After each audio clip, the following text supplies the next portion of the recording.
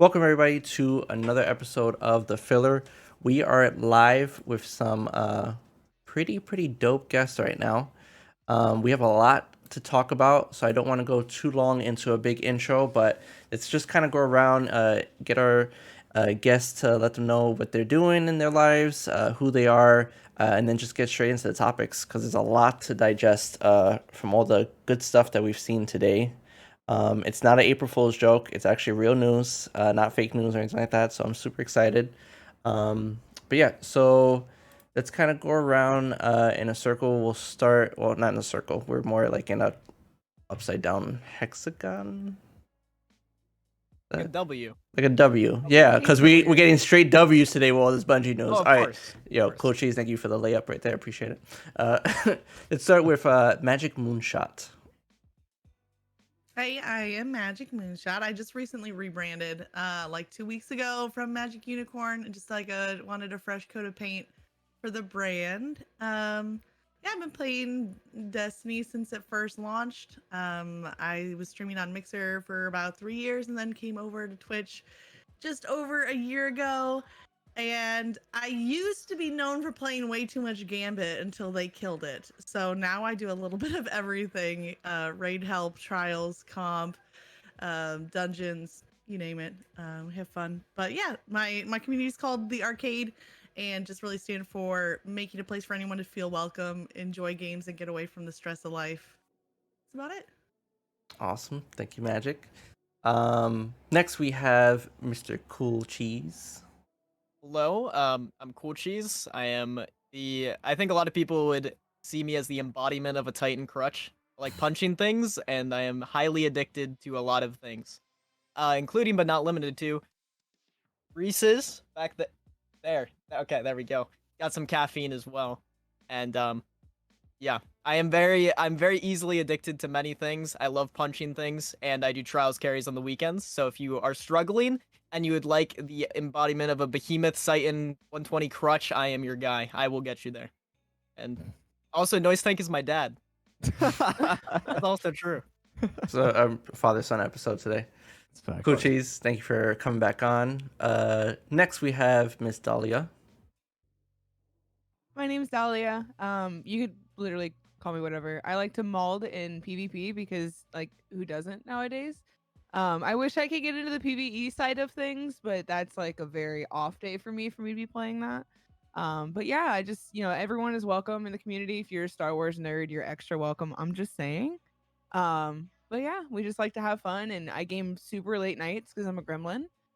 You'll catch me in comp, elim, trials, basically all the struggle bus ones. That's where I'll be. I'm pretty sure me and Dahlia are like the same person. We both have Star Wars shirts right now. We both have Baby Yodas in the background. I know we both have the Darksabers coming in the mail at one point. Yeah, I'm literally watching. Yeah. I'm waiting. Thanks for coming on. And last but not least, Mr. Noise Tank, the Chaos Reach himself in human form. Hey, I'm Noise. Yeah, I do a lot of PvP streaming as well. I don't like do carries or anything like that, but I play a lot of scrims and I play in tournaments. I started to do trials again after taking a very long hiatus from it. And yeah, probably why most of the people are running around with Chaos Reach and Geomags is because of me. Sorry, not sorry.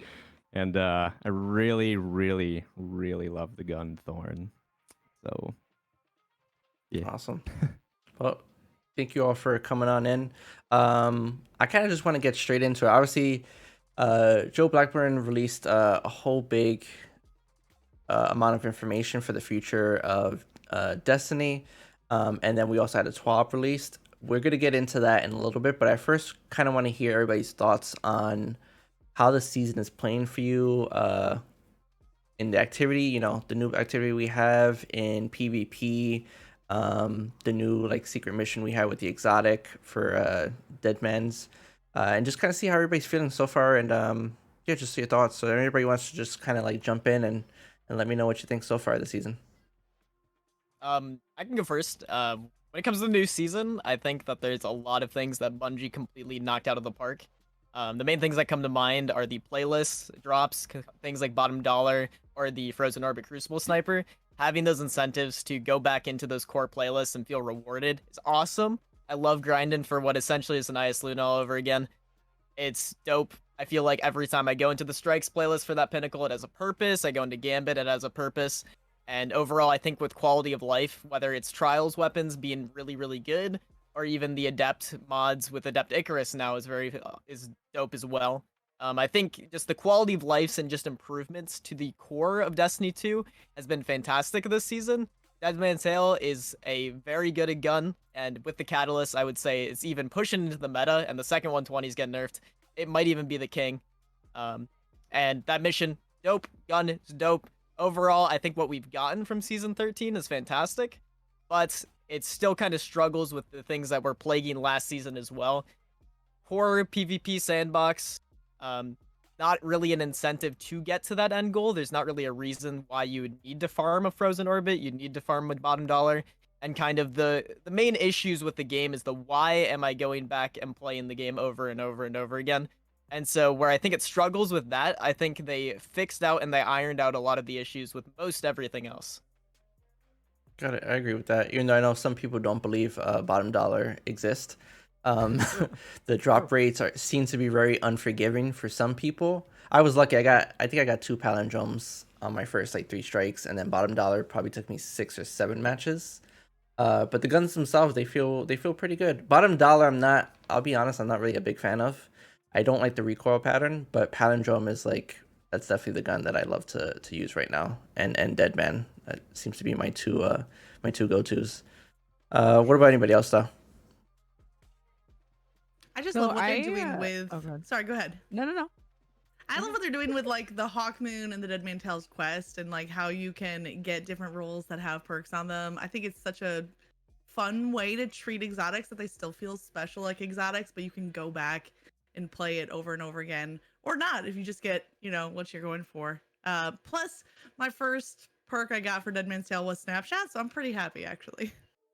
But I hope they continue this trend because presage or presage, if you want to sound ostentatious, it's just such a fun and unique mission. And even going back to like Harbinger, a lot of fun with both of those. So I like this new trend for not every exotic that's gonna be in the game, but like making it feel special. Yeah, definitely. You don't want to overuse the whole exotic quest because then it becomes not as special. But this one definitely gave me Dead Space vibes. And it was pretty, I like the aesthetics of everything. So, and I mean, I accidentally played half of the mission without my HUD on, and I thought that's the way the mission was supposed to be until I couldn't find a switch. And I was watching a tutorial on how to get through, and I realized I had my HUD off because I was in like screen capture mode and forgot to turn it back on. And like, I'm just saying, if you want to have a whole next level experience with that mission, just play it without the HUD. Try it again. that's next level gamer right there. Love it. Dahlia, what were you gonna say? No, I was just gonna say I like the fact that they're bringing in, so many more weapons that we've been lacking in the past couple. The only thing that I am not a huge fan on is the fact that we have all these weapons, but then it's like for somebody that mainly plays PvP, not well, but I play it. It's just I feel like you have to have a 120, and it's like the specific like 2 or 3 certain 120s. Some it's just like certain weapons to use. I wish it was more of a diverse thing that we could, start using different things, but eventually I feel like we'll be there. I don't know. We'll see. There's a lot of new stuff coming that's exciting. Yeah, and I think Noisetank can speak on this more, but the problem with the meta is that unless you're like a god player, you have to use these weapons. Like if you're not using those weapons, you're most likely just gonna lose to a 120, lose to a god sniper, and it's really hard and to balance. And Bungie still hasn't found that magic or that secret sauce recipe to make it that, hey, no matter really whatever weapon you use, for the most part, you can contend with other people. And Noise, for you, what's the meta right now? Like if you had to pick 2 or 3 weapons. Definitely 120s. Any of the 120s are obviously, steady hand, igneous hammer is the best. I think it's the best gun in the game right now as far as the meta goes, and it's unfortunately only able to get from the flawless the past week. So I'm hoping they're gonna make it the 3-win so other players can get it, because I think if some people saw my post, but there was like this Reddit post that somebody made saying that they should mass report anybody that has igneous hammer. Yes, Because we I have saw a that. yeah, I yeah. didn't even see. Gosh. Yeah, it's really funny. It got like taken down, but it was funny. Good But ol' yeah, Reddit. definitely 120s are really good. I mean, shotgun snipers obviously still very good. And then in like certain maps like Messenger can be really really good. I wouldn't say that it's like meta, but it's like right there at like it's like right there. Yeah. How's stasis been for everybody? Is it still kind of more the same? Have you seen it be a little bit lax? Or is it just like still an issue that everybody I know Cheese, I know you don't have an issue with stasis. It's But not that I don't have an issue per se. It's just that I think that a lot of the core of the issue with stasis and the reason why it's in is more of it's Bungie's response to a poor balancing decision when it comes to special weapons. In a quote with how it was an interview with it was either Luke Smith or Joe Blackburn before Beyond Light came out. Bungie said that stasis is kind of their solution to the strength and the power creep of special weapons within the Crucible. And so within that respect, I really do love stasis. But you can definitely see it on Exodus Blue where it gets out of hand. I think stasis is overtuned. I'm not saying it's not overpowered, but the thing is, what it is addressing, special weapons, stasis is as strong as special weapons, and that is why we have this, and why I personally enjoy it. Because as someone who enjoyed Destiny 2 Year One so much, being able to use my primary along with stasis as opposed to having to use a shotgun or a sniper the entire game is a lot more fun for me personally. And I think stasis still innately encourages a more primary to ability type playstyle as opposed to primary secondary, which I think is basically the same thing. It's just two means to an end. And I am looking very forward to the stasis tuning in the future to make it a lot more fair and a lot more enjoyable for people on the other end. Because ideally, I want both me and the people I'm playing against to be happy, and currently it definitely has not hit that mark. anybody else? Thoughts on stasis? I feel like the whining around stasis has gone down a little bit, so that's kind of refreshing. Either people are just kind of like getting used to it or learning how to counter it better. I never was like hating stasis. I think it definitely hurt the like flow of PvP, but I think it's gotten easier over time with a few nerfs. If Behemoth Titan didn't last for like, I don't know, 5 minutes, that would be nice. But other than that, I don't have many complaints about it. The problem with like again with nerfing is that I love stasis for PvE. Like it's so fun to like just demolish a whole group, like just freeze everybody. And every time they wind up nerfing something, it messes up my PvE experience. So like when they nerfed the Warlock melee, I went into a strike and I tried to do the melee and I just whiffed it in front of some thrall and the thrall was just staring at me like an idiot and they just wind up killing me because the range was just like so off at that point. And I think that's a big problem with like the whole balance, the balancing of PvE and PvP when you have to make it that it's still one kind of sandbox. And I know some people the reason that I gave that you can't really have too big of a different sandbox is because if in PvE, if you're playing a certain way with how your subclass is, and then you jump into PvP and it plays completely different, it's like a whole new class almost that you have to get used to. And I feel like that's the way that's the reason why they can't really separate it as much as everybody would like, unfortunately. How's everybody feeling about Battlegrounds? I haven't done it. Like yeah, I think I've done 3. I mean, it's there. Yeah, I mean it's cool. I think it's better than the what did we get last season? The hunts. I The think? hunts, Yeah, I didn't even. I think I did one hunt last season, and Yeah, I think the same. battlegrounds are like, I want to do them. I just haven't done them because PvP, but I'll do them at some point. I like the idea behind battlegrounds and like Umbral engrams and how you can basically like pick the loot you're gonna get from Umbrals if you actually put the time into playing battlegrounds. And I feel like it's a lot more just like accessible. Like anybody can just jump into battlegrounds. It's not complicated, but it's kind of repetitive. That's yeah. It definitely is, and it suffers from the I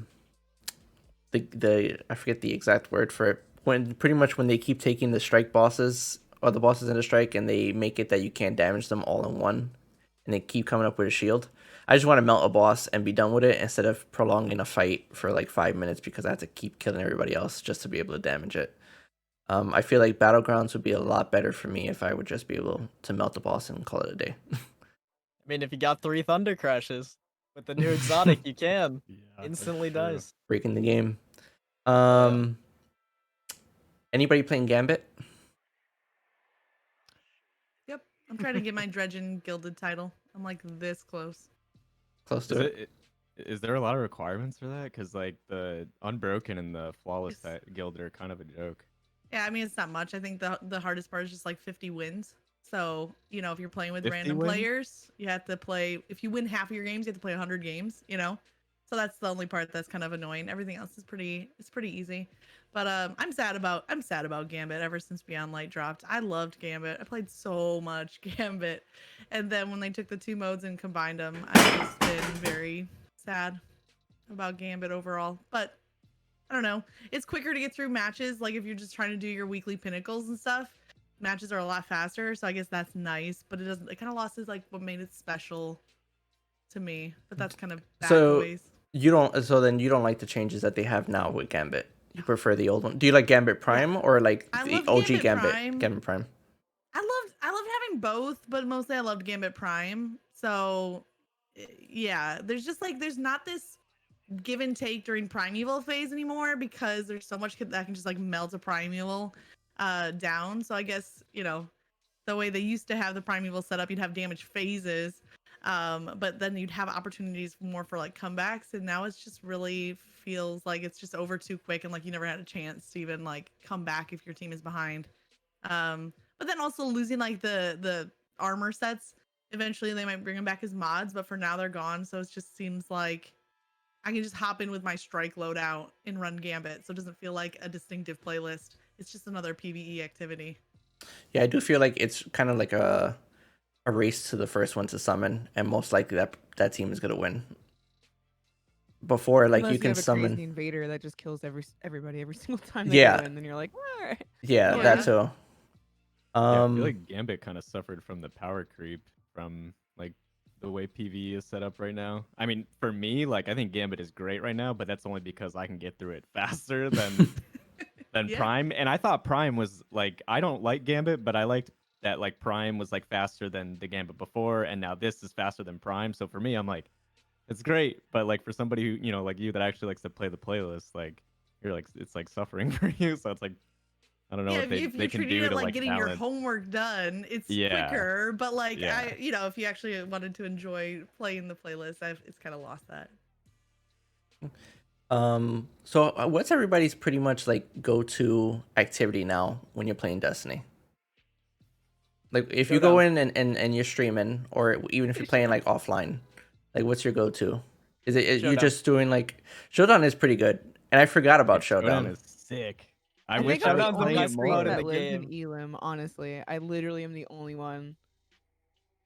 Wait, for Like what? Elim? So, Like during Elim elimination? Elimination? oh Yeah, I love it. It's so free. Well, not all the time. But there are times when I run into people that are like, it's like they're practicing cheating for trials, so they don't do them. Like I literally don't understand. It's the funniest thing ever. Yeah, Showdown is definitely good. Elim, I do play a lot too. I feel like I've been playing a lot of. I've been actually just doing strikes because I've been trying to get like the God Roll Palindrome, and I feel like the strikes are pretty quick now. And I love playing the Saber.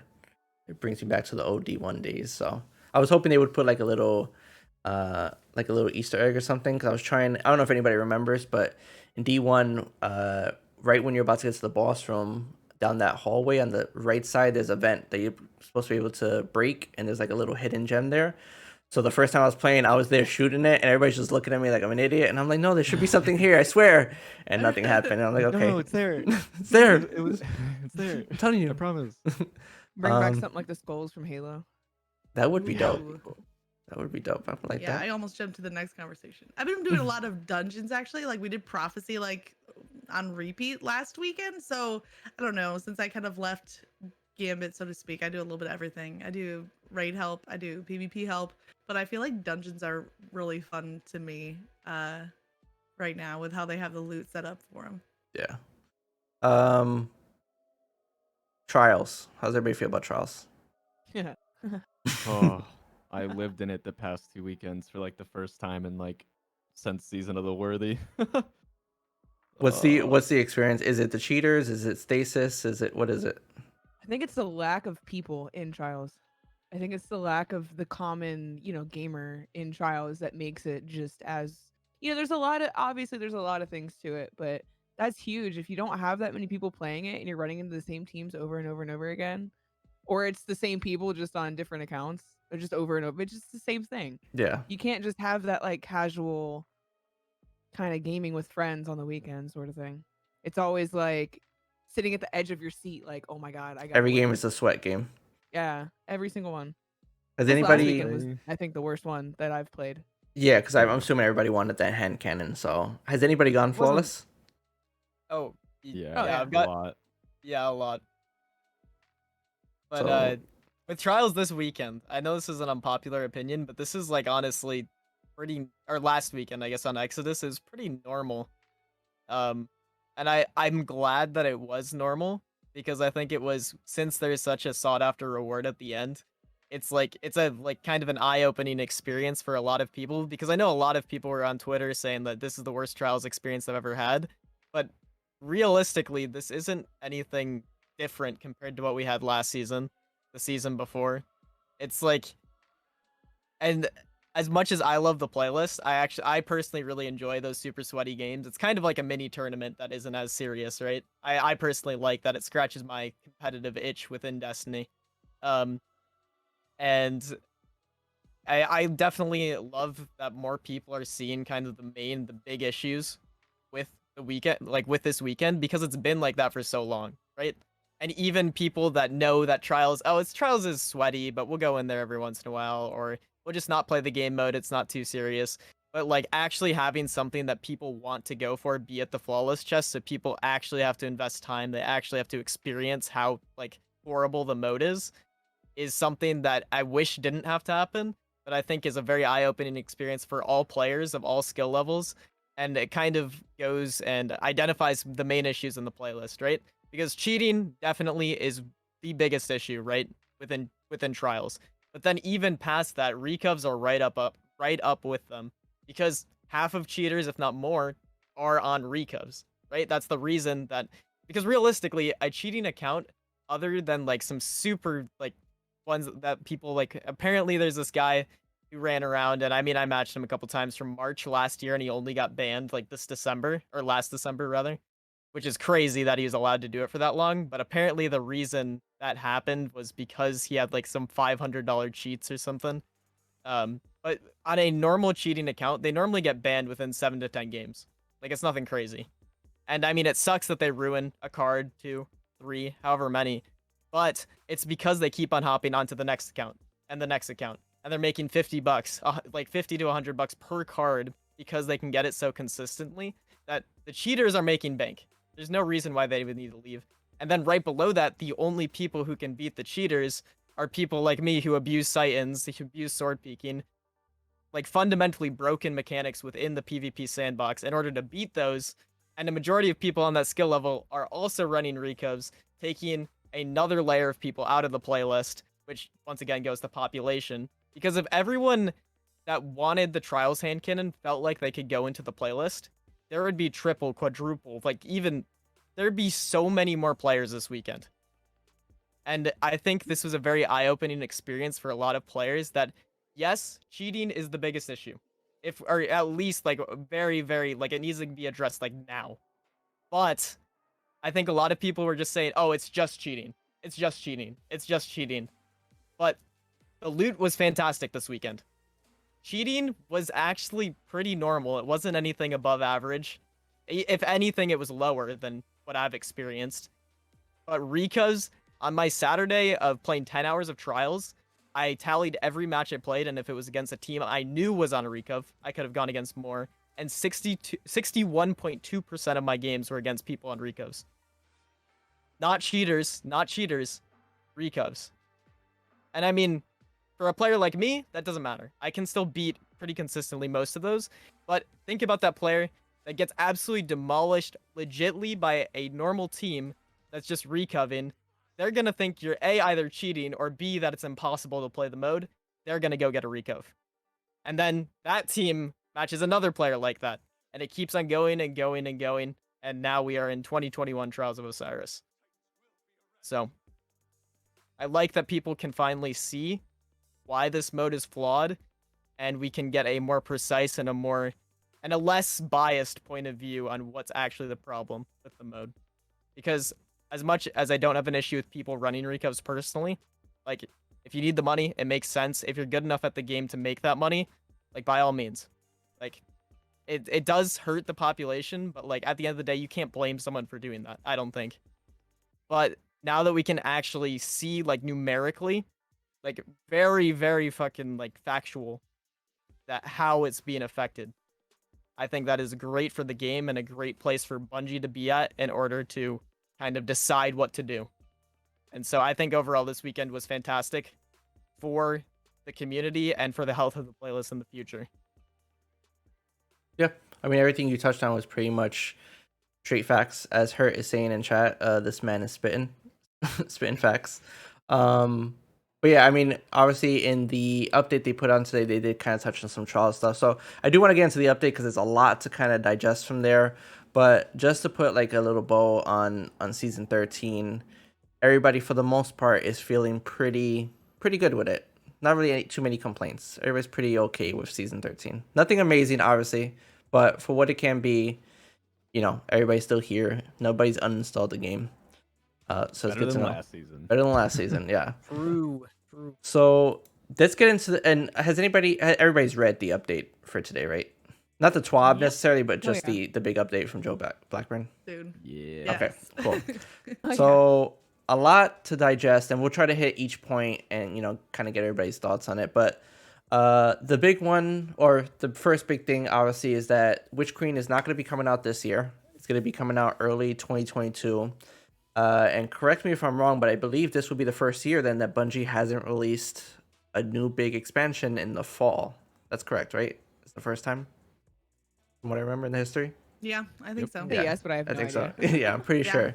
So I don't know what we're gonna do this this fall because there's no big expansion, but I'm assuming they might put an extra season because if we have what season 13 is now till season 13 ends in May, is it? Yeah, it's May, and Yeah. then 14 goes till August. Yeah, And 15, I think, is December. yeah. So I'm assuming then we probably get Witch Queen sometime in January-ish. Yeah, it says early 2022. Yeah, so probably January, February we'll get Witch Queen. But they're making it seem, if everybody's read it, they're making it seem like Witch Queen is going to be like, it almost feels like a whole different game. Like they said this is going to be the catalyst to like start wrapping up everything, and then with Lightfall being the ending of it. But you know, from what for what Joe Blackburn says right here, the Witch Queen will light the fire on a strongly interconnected narrative across Lightfall and beyond, unlike anything we've ever attempted before, with characters, arcs, heroes, and villains that persist over multiple future releases. Even more importantly, the conclusion of these releases will also conclude the Light and Darkness saga, the conflict we first introduced with the launch of Destiny many years ago. So Lightfall, from everything I'm reading here, looks to be the end of the story of the Light and Dark, and then what they do after that obviously would be its own thing. But what's everybody's thoughts so far on that? Just reading that part alone. Well, I think it's amazing you picked that sentence already because that's exactly the one I had highlighted. Just that idea of having an interconnected narrative is so important.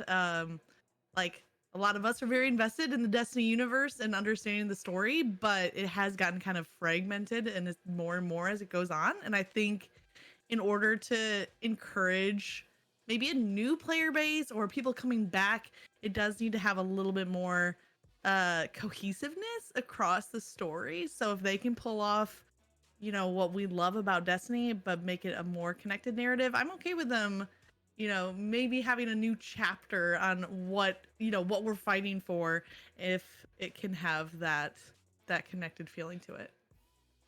Definitely 100%. They have so many unfinished stories. Obviously, the Dreaming City is still in its curse for God knows how long that's been happening. And obviously, we're starting to get more story with the Crow finally. But we're still trying to figure out what the darkness is and, the ultimate goal of the Traveler.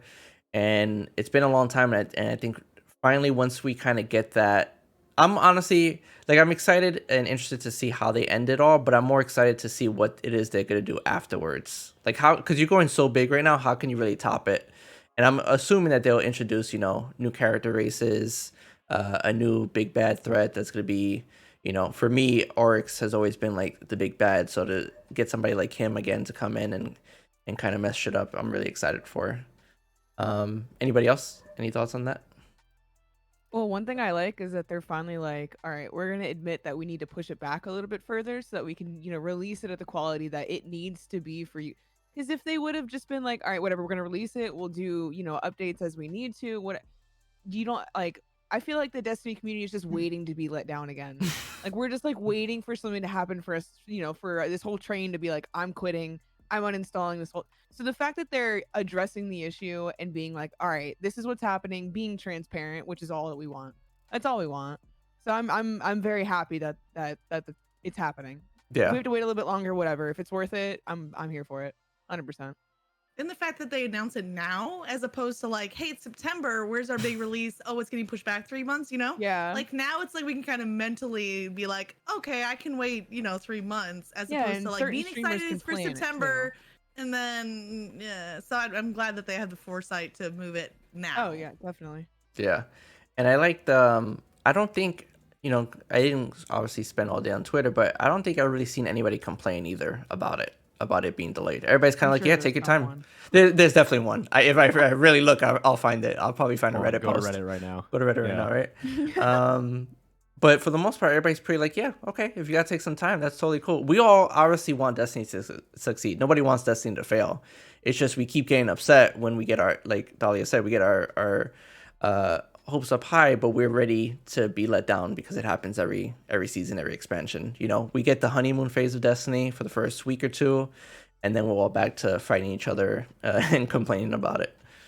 Okay, so let's see.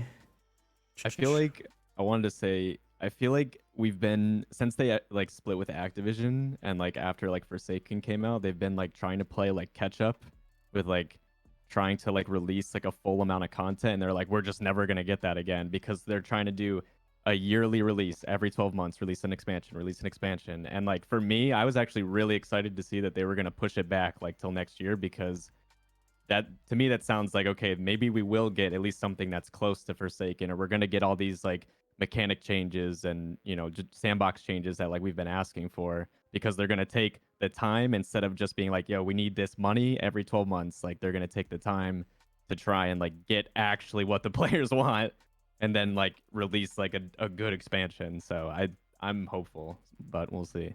Yeah. I just want to see the end of the storyline of Twilight Garrison making its return to my Titan. Honestly, Dude. That would starting really to break think it Charles. just might never happen.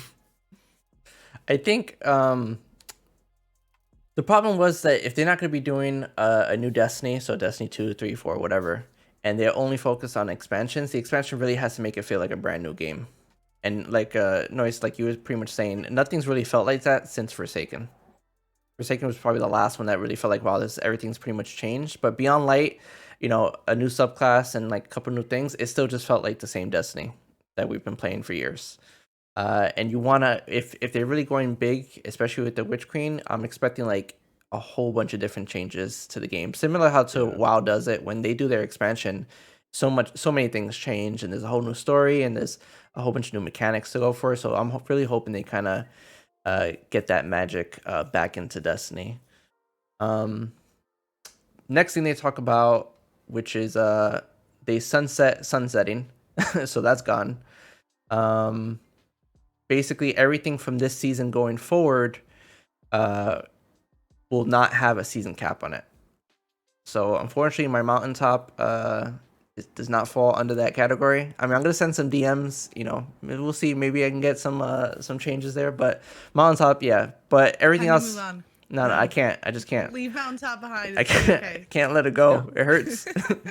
But yeah, so everything going forward now, no infusion cap, which I think is the right move, because I didn't really honestly see a reason. I understood why they wanted to do it in the first place, because they're trying to shift the meta so that we're not all using, Recluse, from 8 seasons ago.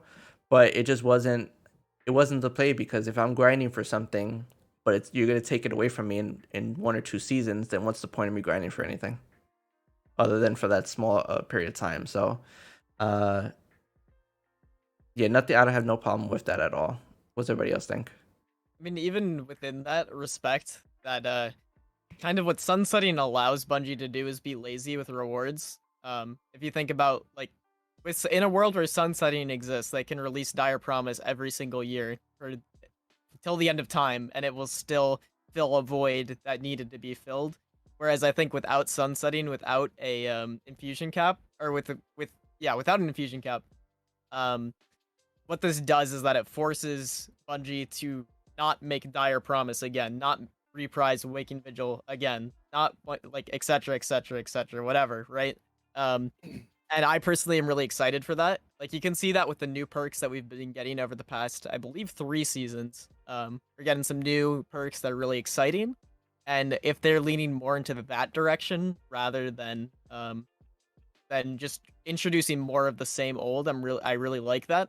Having more unique builds with things like Charge with Light, having more unique things with Warmind cells is definitely a lot nicer than having Ostringer versus IS Luna, for example. It's the same gun. It's just, and it serves the same purpose. It's just there to be there. And so I feel like this gives loot a lot more purpose. And so Bungie basically Bungie is more accountable for making good loot, which I think is a good thing.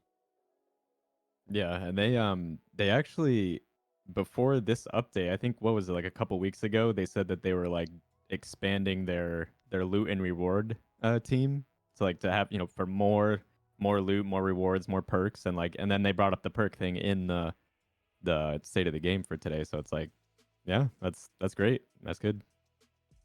How do they, like, what's your guys' thoughts on, like, how do you balance the game when you have so many different weapons? Because, like, they said, there's a sentence right here. It says, because we won't be capping any more of our weapons, we must consider more variables in the game balance of our upcoming seasons and releases. So expect to see some tuning when it comes to PvP and PvE, specifically Fellwinters and Warmind cells. Like, other than completely taking it away, how do you like balance those type of weapons and mechanics? It's like the hardest thing to do, because even like a slight adjustment could be like way too much, and then all of a sudden all these other weapons that weren't an issue before are now going to be an issue. I think it's hard. It's definitely like, there's no way that I could be a game dev. I don't know how they do it. Like, my brain would just fry. It's just there's so many different little pieces here and there of things, and there's people that their specific goal is to figure out how to break shit. That's their goal. So you're always gonna have that. There's always gonna be stuff that's just, way up here and everything else is down here. It's really, really hard to make it an even playing ground for everything. Anybody else? Yeah, it's just gonna be a constantly shifting meta, and then everyone's vault's just gonna have one or multiple copies of every weapon waiting for the next tuning, because that weapon's gonna come back. But I mean, that's always been Destiny. Like, you always have stuff like collecting dust just in case they shift the meta over. But I don't know. It doesn't bother me. I like the idea that you work hard to achieve something. You don't have to worry about, like, oh, I'm only going to get to use this for 2 seasons. I better use it every day because I'm going to lose it. Because you kind of find those weapons that, like, for whatever reason, maybe it is the meta, or maybe it's just something that you personally love. Like, I personally love Messenger. It was like my baby in D1. I worked so hard doing trials. I'm not a trials sweat. I worked so hard to get a good role. But, like, the fact that I'm not going to be losing that in 2 seasons, like, that's great, because you kind of can build your playstyle off of your weapon set without having to cling to it quite so tightly because of sunsetting.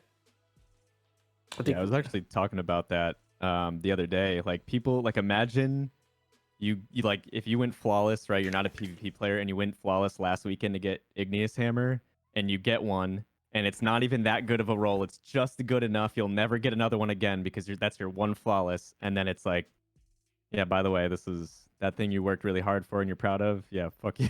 Like, yeah, like I don't know, like, and just like Cheese said, that pushes those people to get their account recoved, 4 or 5 times the next time, or whatever. Yeah, or to stop playing. Like I was talking to somebody literally today Yeah. who's a very casual Destiny player. Like they play, 20 different games, and Destiny's one of those 20. But sunsetting was so demotivating to them because they don't play enough to get every weapon. So when you get one weapon that you enjoy or that is good, and then it gets taken away from you, it's like, well, I'll play these other 19 games instead.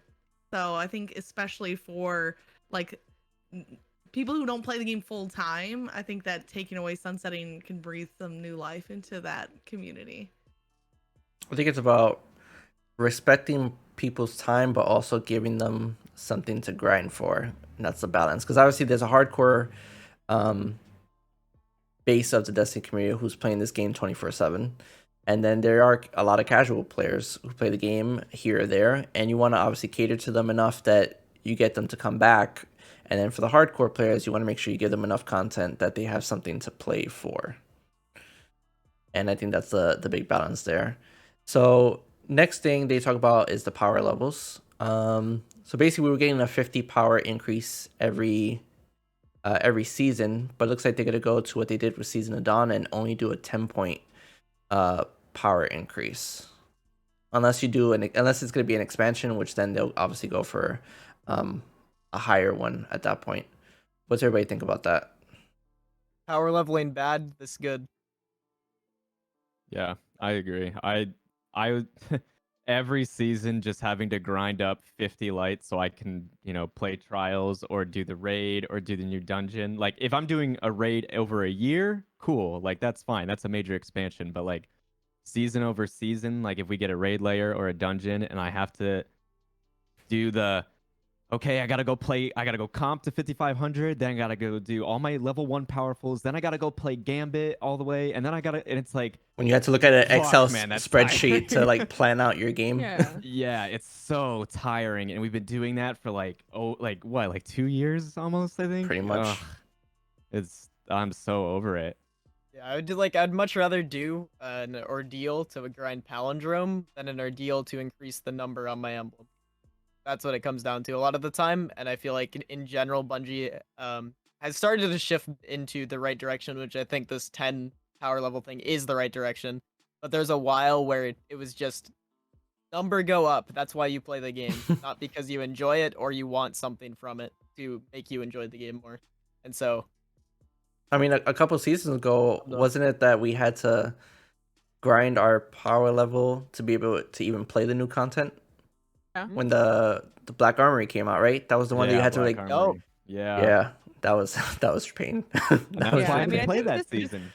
Yeah. No, this just allows people to actually like enjoy the content without being like, I'm gonna hoard all my bounties so I can get through them really quick to level up. I'm gonna do all this, and then I'm just gonna fly through the new content. And then when people come in, they're like, "Oh, did you see this?" And you're like, "I wasn't paying attention. I'm going. I'm trying to get my light level up there." So it's like you get to actually kind of sit back and enjoy it and not be stressed. Like I have 4 days before Trials comes out. I need to get up to where everyone else is gonna be, or I'm gonna get slaughtered.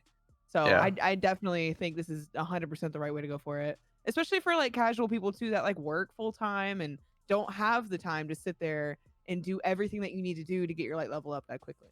So I think it's good. Yeah, I completely agree with you. I've noticed that I enjoy Destiny so much more when I didn't care about the power grind anymore. I'm just like, you know what? I'm just gonna play the content. When I hit 1300, I'll hit 1300. Wait, play the game for fun? I play the game for Wait, fun, right? what? Who would have thought? No Who would have We thought? need to talk about this. Is there a support group for that? I could use it. I was surprised they went from 50 to 10. I would have thought they would land at the 20 or 25 level, like ease it down a little bit. It doesn't bother me that it's 10 because I feel like it doesn't feel like that much of an accomplishment to hit high power level. People just want to access the activities. Like if I'm playing Iron Banner and I'm 20 levels above somebody else, it doesn't make me necessarily feel good about myself because I just want to be a better player, not have a higher number than somebody else. Yeah, which the number is pretty much like it doesn't even matter anymore. Honestly, Like before, it used to be like actual accomplishments, to be like, yeah, I reached this power level. But now it's just like, yeah, I reached the power level, now I can actually play the game. Well, isn't that partly due to the artifact too? Because you could see somebody that's at whatever power level, and then you're like, yeah, but how leveled up is their artifact to give them Yeah. that? I mean, they take it away for like trials and stuff, so then you can see the legitimate power level. But I feel like the artifact kind of messed with how we perceive power leveling. I agree. I don't know how everybody else feels about it, but I don't like the artifact at all. I don't like the power level associated to it. I don't like the mods in I it. like the mods. I do like I like the the mods. first 3 columns. The first 3 columns are fine. The Yeah. rest, okay, okay. Yeah, I don't A lot of it know. actually doesn't even look at it. Like I don't even. Just like, yeah, unstoppable, anti-barrier. Okay, cool. Everything else doesn't matter. Oppressive I don't darkness even do that. grenade. Oh wait. Yeah. I still miss oppressive darkness grenades. Come on. Those were good. Those were good. Yeah. Too Striker strong. Chaos Reach, smile. Okay, so everybody's pretty excited for the 10 point. Okay, next, they finally talk about PvP, which, you know, it's been a running joke right now that in every TWAB they didn't mention PvP at all. They kept saying, you know, we're working on it, but they finally talk about PvP and a couple things that they're working on. First big thing is in season 15, 3-peaking is not going to be a thing in trials and competitive anymore. So emotes will be disabled. If you pull out a weapon, no, you won't be able to pull out a weapon that basically a sword if you don't have ammo in it. Which I think that's great. there's no but, reason to complain about that. I I think. think the only bad thing, I guess you can consider it a bad thing, is if you don't implement a good anti-cheat. Right now, the only way that most people, unless you're a Titan down there, Oh, if yeah. they use swords or they 3-peak so they could watch what the cheaters are doing because that's what they're doing. So unless a good anti-cheat comes out by then, I'm kind of, I mean, I don't ever do it because I like to get slaughtered apparently, but I don't know. There's certain people that are very kind of iffy about anti-cheat not coming out at the same time. That actually, and I'm glad you said that because I didn't actually think about that. That really is the only way for us to combat cheaters. So if they're taking it away from the legit people, then we really have nothing. Yeah, mean- instead of those freaks that just do it without actually do it, they just stand there. I don't know.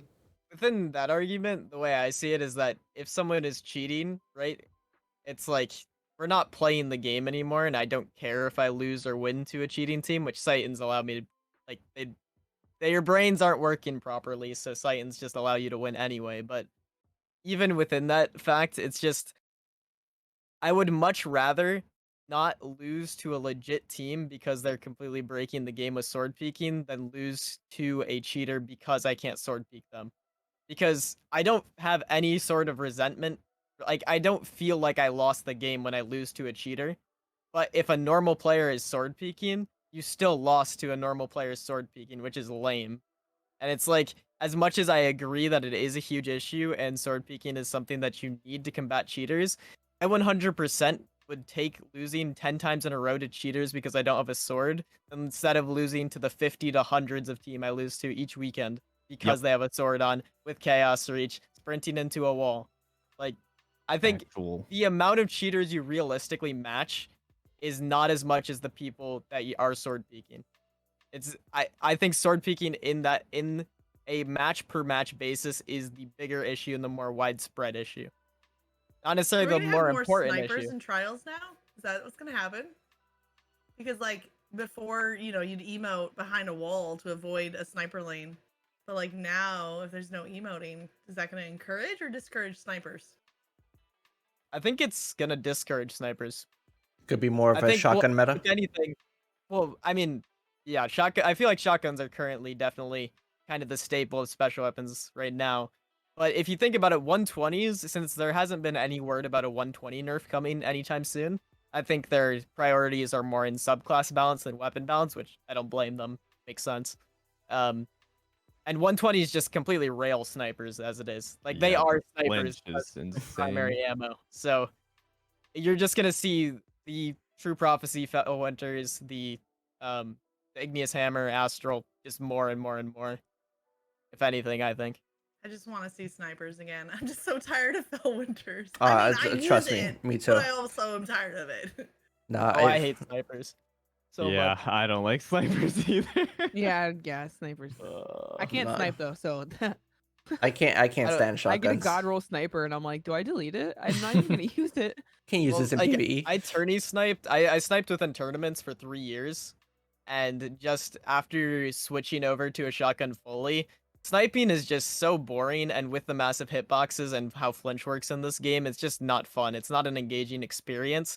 And especially on the other end, when you shoot them 3 times and they dome you no matter what, even with the flinch changes this season, it's harder to do, yes, but it's still very, very possible. If anything, like, I still think that snipers are the strongest special weapon in the game. Like, just being able to one-hit kill someone no matter the distance, just based on your aim in a game where it's the easiest game to aim with on PC. It's like, I don't know. Having aim-based weapons in this game in general is just because of the aim assist, the hitboxes and whatnot, just feel very dissatisfying and very just exhausting to die to. It's like I'd much rather die to a weapon that goes into the movement skill gap, which in my opinion is a lot wider, than to a weapon where they're sitting in the back with a red dot. Yeah, So agreed. Makes sense. Next thing they're going to be focusing on is making changes to stasis and light subclasses in order to achieve a healthier balance of subclasses in the Crucible. Across season 13 and 14, we'll be adjusting stasis in the Crucible in order to bring its overall effectiveness in line with our light subclasses. And they made some changes. Titan had a decrease in super damage, increase in super energy cost. They removed the freeze AoE and the traveling efficiency. Hunter decreased the Withering Blade damage and tracking, decreased the slow stacks, removed Shatter Dive damage reduction. And for the Warlock, they just fixed some bugs they had. And in general, they decreased the crystal shatter damage. So Warlocks didn't really get anything, but they did decrease the Hunter and the Titan's stasis abilities. I'm not really good with the whole math and effects of this side of things, so if anybody here can kind of speak to the changes themselves, are they big changes, little changes, not really big of a difference? I don't know math, but I like the fact that they decreased the crystal shatter damage across all of them instead of just trying to do Hunter, Shatter Dive. This just overall kind of dialing it down a little bit. I like. I don't know. Like, as far as me, I can't reading something and actually seeing it in the game. I feel like it's just so different. Yeah. Especially from like, I just feel like I don't know. So I have no idea, but I also don't know math. So. Well, Well, I mean, as, like- sorry, go ahead. as I guess the resident behemoth expert here, I think that the choice that they went for damage reduction as opposed to duration is actually a very big deal. The duration, for my experience in terms of, I like to call myself part of anti-behemoth squad, since if you talk to my friend Ascendant Nomad, every game I've played with them, I've never died to a behemoth. I kill it every single time. I use Chaperone and so I just 2-tap them. It's that simple. Behemoth's biggest issue, or its main weakness right now, even though it is definitely very, very, very, very, very strong, is that no matter what, whenever you hit someone with a left click, because of how slow it regs, you have time to get a shotgun shot off before you die. And so that reduced armor it's basically a death sentence every time they have a moderately okay reaction speed. So, and for the record, I think this is a good change. But I think it is very interesting that this is going to be a much larger change than just a duration nerf. That was what I was personally going for, because I think a duration nerf actually increases the skill gap in making the best players actually be more effective in the Behemoth Super and the lower skill players worse. But I think that this change to the armor is very big, and it's definitely going to put, for a lot more people, it's going to put Behemoth a lot lower down. The way I always thought about it is that the higher up the skill bracket you went, the worse Behemoth Super got and the less oppressive it got. Like, it was definitely very, very, very strong, but there's a lot of counterplay that a lot of the best players can do to basically instantly kill it. And so with this, it allows more lower skill players to do similar things. And so I think for the most part, people will not be complaining about Behemoth afterwards, or they shouldn't be at least. This is a very big nerf to Behemoth, is what I'm saying, which is good. So Okay, but in a way, they are making it shorter in just the way that light attacks use up more super energy. So I think it's good. So it still kind of plays in that side of like, if you're a Behemoth, you need to use your super wisely because you just don't have unlimited light attacks. You actually have to You can't think run about around the your map light 5 times. attacks because you're using up your super bar. So even though Yeah, it's not but- directly shortening the super, it is in that way. Yeah. The thing is, the right click is already the stronger part of the super. The left click isn't something people overuse the left click like way too much. The average, realistically, the most potent parts about your super are the slide and the right click. Left click Can is you something translate you can. for a controller though? Yeah. Okay, Well, the I mean, slide I and the get it, I get slam, it. the slide and slam. I've Those literally are the never two used strongest Aces in parts. PvP. And so, like, within that, the duration nerf, it's there. And I think, in addition to that, lower skill behemoths are gonna get absolutely railed. But the higher skill behemoths, it's really gonna be mainly a nerf to just the armor. That other change doesn't matter too much when you're going against the really seasoned behemoths, I guess. Now, with the general decrease to crystal shadow damage, and then also the removal of shadow dive damage reduction, does that mean that its shadow dive shouldn't be as So the way that I read OP? it is basically taking away what they did to Shadow Dive already, so that it's not like a double nerf to Shadow Dive. So that way it'll be kind of even. But that's just the way I read it. I could be wrong. Actually, no, yeah. After you said that, yeah, that kind of makes sense. So it 'Cause should it's pretty like much be the they just did a same. nerf. What was it like? It wasn't that long ago, like 2 days ago or Right. something like that. They Yeah. did a nerf to it.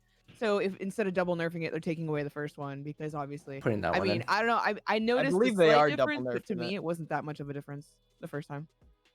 Well, the way I read it is that the damage reduction on Shadow Dive is like whenever before like pre-nerf you could tank like a sniper shot to the head while you're in the Shadow Dive animation, regardless of a glacier or not. And so it got reduced from 50% damage reduction to 25. And so I think with this they're changing it from 25 to 0 damage To reduction. 0. Yeah. So you just have normal health in the Shadow Dive. Got it. Okay. That's I Which- believe that's how it is. I think is how it should be anyway. 'Cause- Okay. So next part, or the last of the 3 for Crucible, but not counting Trials of Osiris. Basically, they're aiming to double the size of the Bungie game security team. They're gonna send out regular surveys to understand people's experiences with cheating, and also put in a strategy for legal action against cheat developers. And obviously, they're working on more anti-cheat, but they don't want to give too much information so that people can't really know how to circumvent it. But for me, reading that, it's kind of the only thing really I see that's a big change and that should help is the fact that they're doubling the security team. But it's still more of like, hey, is anti-cheat an actual thing, and is it going to work? Because if you say you have anti-cheat, you can have anti-cheat, but it doesn't mean that it's effective anti-cheat, if that makes sense. Yeah, the thing is with trials, if you notice whenever you're matching a cheater, a lot of the time someone on their team will disconnect like 5 times within the match you're playing them. So the thing that their anti-cheat is there. It detects cheaters pretty quickly, but they don't ban them until like 7 to 10 games later, which is the Yeah. really weird part. Like I've matched a fresh account, and he was like absolutely it was his like 3rd game playing against us. He had 100% sniper accuracy, whatnot. He was like spin botting, and the thing is, you could tell he's cheating, and he got disconnected 5 times during that game. And Bungie's anti-cheat does do that. That is something that has started to happen. That the more it's progressed and the further we've gone through trials. But like, if you know that that's the cheater, why don't you ban him instantly? And so how I read that is that that team is more so at, okay, we see this person disconnect, investigate them real quick. Now we can fully ban them a lot faster. Which, once again, doesn't really. It's weird. I don't So, know how it impacts, but Can they don't have ex- an auto ban system. Yeah, I was about to ask that. Is yeah. it actually like it's a person, actually somebody at Bungie that looks at it and has to press like, hey, ban? They I have believe a so, small yeah. Yeah, I mean it's assumed, but pretty sure it's like a small team of people that literally just like goes over accounts that are like like he said, like, okay, this person's disconnected, and that's kind of relatively new within like the last 2 seasons, I think, because I don't remember that being a thing before. Yeah, it was at the end of Arrivals that it started Yeah, happening. yeah. And then they're like, okay, this person disconnected, and then it's like you said, like, okay, a couple games after. But I mean, it depends on how many people they have on the team. I know, like, as the Cross made like a joke, he's like, oh, now there's gonna be 4 instead of 2 of them, or Yeah. whatever. But I don't know. I hope they really like start to take it seriously, because like for a player like me, like I just don't play trials because I get way too frustrated, and I've started to like play trials more this season because there's actual stuff to go for, and it's just like you just gotta like let it go when you play cheaters, because there's just so many. It's like at least one a card. Yeah, I mean, I definitely like that they're adding more on the team, but I would prefer for it to be like a before it gets to Insta-ban. that point, Yeah. kind of like a preventing it from even happening, and then maybe have a few. You can keep the team the size that it is right now, and then just prevent it from even happening. That'd be cool. But I guess you gotta start somewhere, right? At least it's talking about it. Yeah. At least they're saying something, because I can't remember the last time they actually said something about it. I think it Last was like time I- was July yeah, 21st, I agree. 2020. Holy shit! Oh my that long. God. This man said I have receipts. Oh yeah. Let me bring out the yeah. receipt real quick. Oh, He lives in Cosmo trials, replying to so- someone saying, I think the quote was, "We are working on the anti-cheat." July Oh, 21st, man. 2020. Like, I know it's not easy to Oh, do it, man. but like, doesn't Outriders have it? I mean, a lot of it. Oh yeah, I saw that tweet have today. anti-cheat? Actually, somebody's like, "It's a PVE game and it And they has have anti-cheat." anti-cheat. Yeah, it's a Dang. beta and it has anti-cheat. I Well, mean- when this season dropped and they didn't have any new PvP maps, and it's like you're taking away all these maps, you're adding all these strikes, you're adding, all of these activities, but nothing for PvP.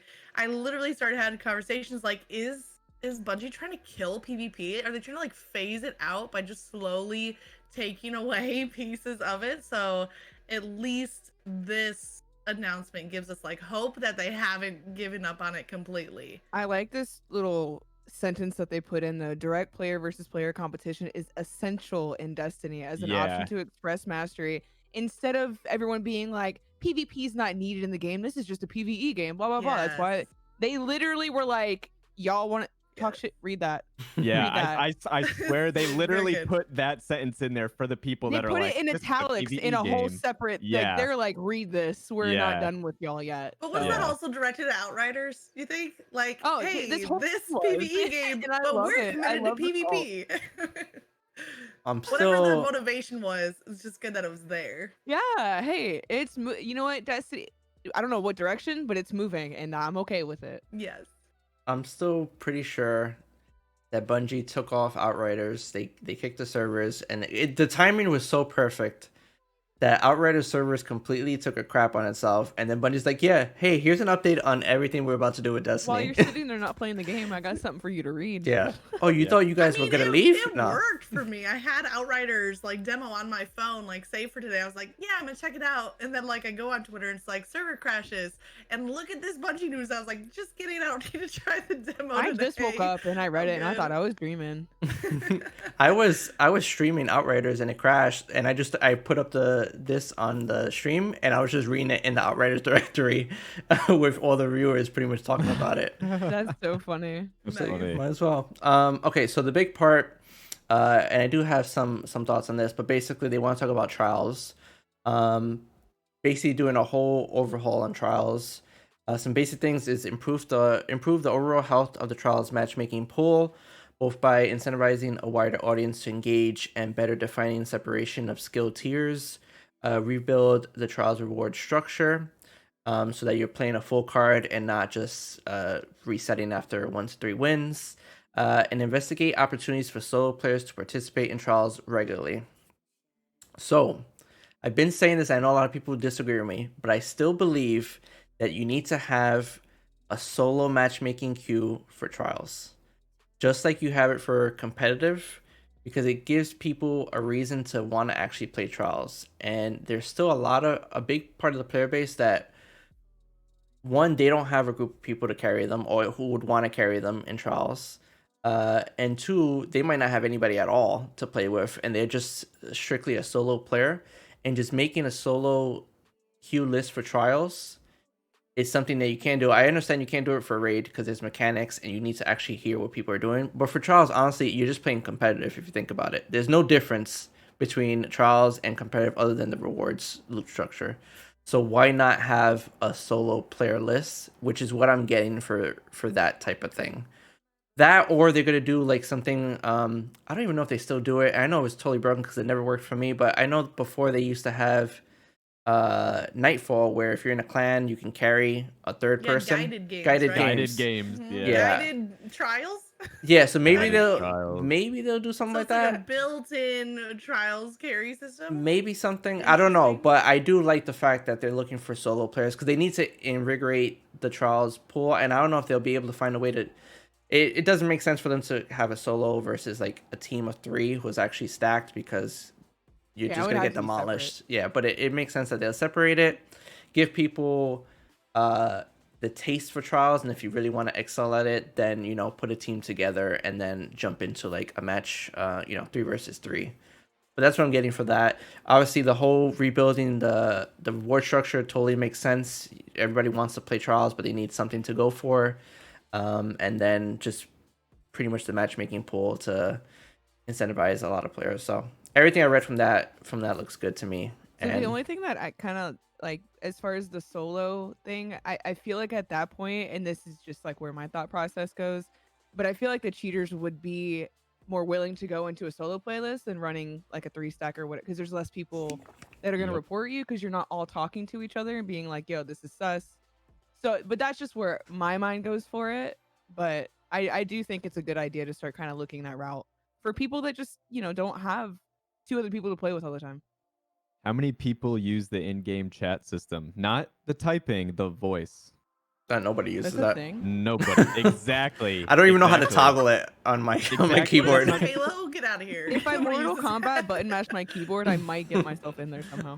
Yeah, so there's an in-game voice system that nobody uses and half the player base doesn't even know about. And I think they hinted that they're gonna try to attempt something with like they said like to get solo players into the playlist. They said like somewhere in the reading. I don't have it pulled up right now, but it's I can there. only imagine the words that would come out of people's mouths. That's the only thing that I'd be like. That's what I'm saying. But and then Dahlia, exactly what you said is what my thought process was too. Like, so when a cheater is when there's like 2 carries and a cheater, right? And then they play like a team, like like Cheese and Nighthawk or whoever, right? That have beat cheaters consistently. Like, it's easier for the cheater to just take his account into the solo playlist with nobody who's coordinated and just bop Exactly. everybody and then just boom, easy, flawless. You know what I Move mean? on to the Without next having game. Yeah. yeah. Can So we just have a separate playlist that's for cheaters to queue into? Yeah, And then right? play each other? Yeah. Because that's what I want to see happen. Cheater If versus you're cheater aimbot versus my trials. aimbot, let's try it. I want to write myself an email, send it to Bungie. they already started, like, if you get reported for having a bad connection multiple times, you actually get banned from like Crucible. It's like a week or something, right? Yeah, it happened to Pigeon. If you guys know Yeah. who Pigeon is, yeah.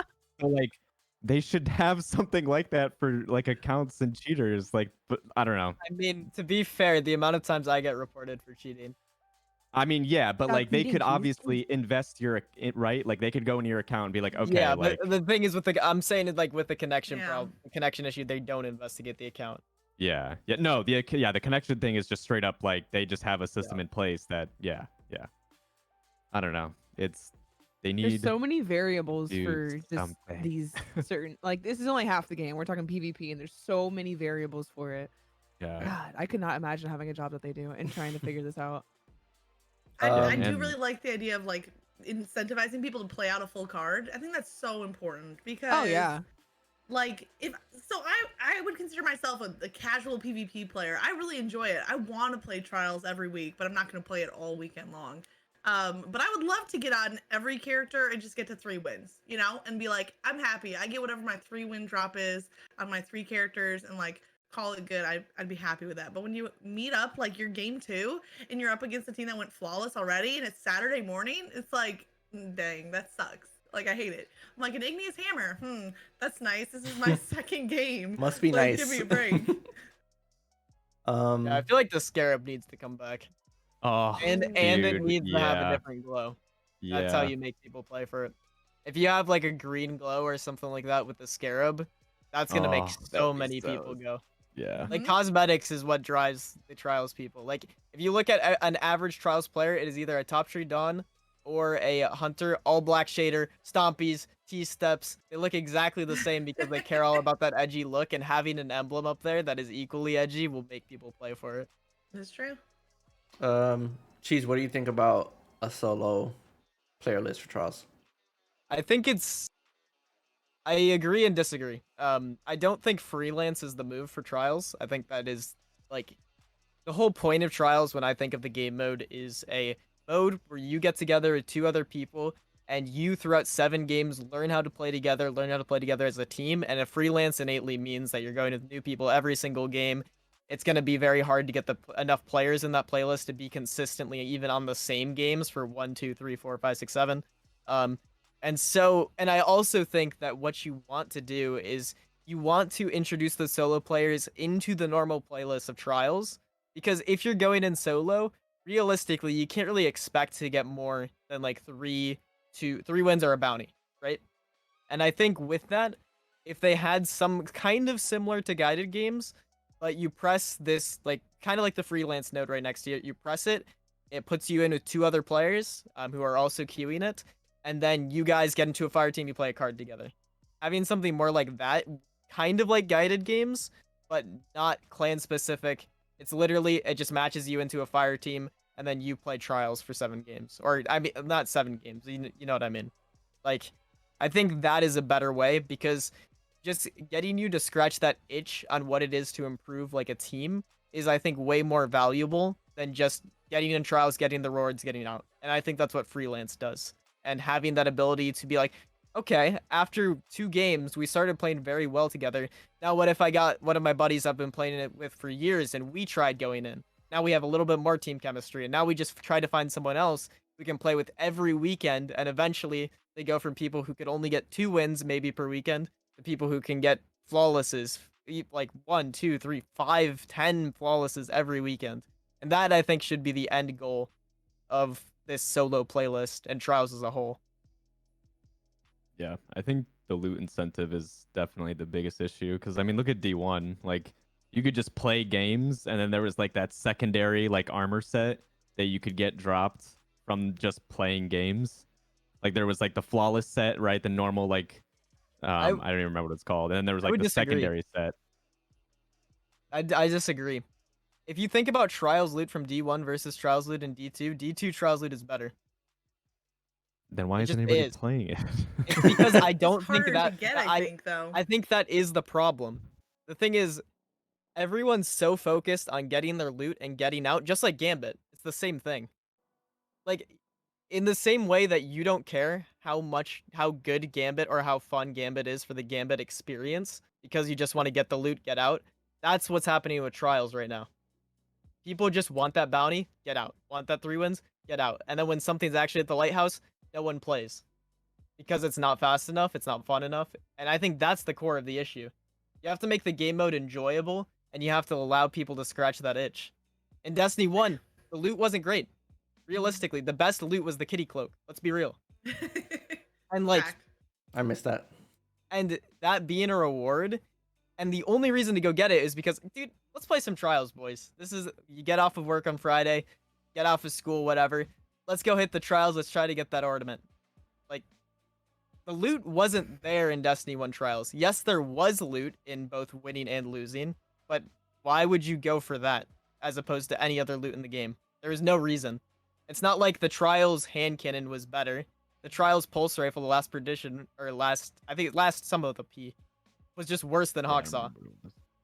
Like, there wasn't, the loot in Destiny 1 wasn't there, but it didn't matter. Because Trials was fun, Trials scratched that itch, and in Destiny 2, it doesn't do that.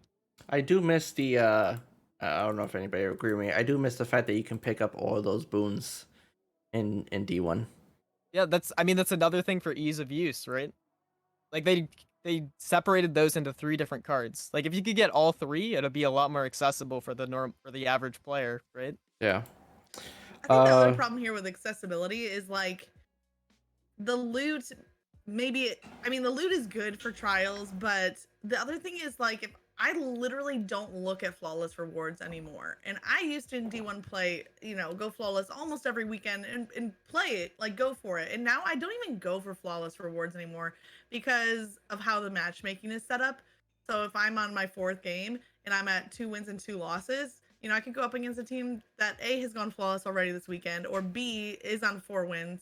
And that's just really frustrating to try to get to either the 7-win mark or the flawless mark. I feel like it's a lot harder to accomplish because of how the matchmaking system was. In D1, sometimes you just get kind of lucky and have an easy card, so you might play 10 cards and be lucky that one of them was just easier matches, but you're not going to get that in D2. Yeah, Well, I it's like, agree. that's what I mean, though. It's like, in Destiny 1, I started off Destiny 1 being absolute trash. Destiny was my first FPS ever. And I picked it up. I was absolute dog shit at this game when I first started playing. But I still love playing Trials. Trials was that thing that, like, this is the end game experience. I don't care that I'm not winning. I'm a part of this. This is something that feels like it matters. And every time I play with my buddies from middle school at the time, it's like, we're actively getting better, and one day we'll get to that lighthouse. That just isn't there here. Yeah, That isn't I loot. agree. That isn't loot. That isn't cheaters. It's because there's not. The game mode isn't fun unless you like trials, like a very specific demographic. The game mode isn't fun. It doesn't feel rewarding. It doesn't feel like the better team wins. It feels like whoever abuses the current meta, 120 RPM, Chaos Reach, Stasis, etc., right? That's who wins.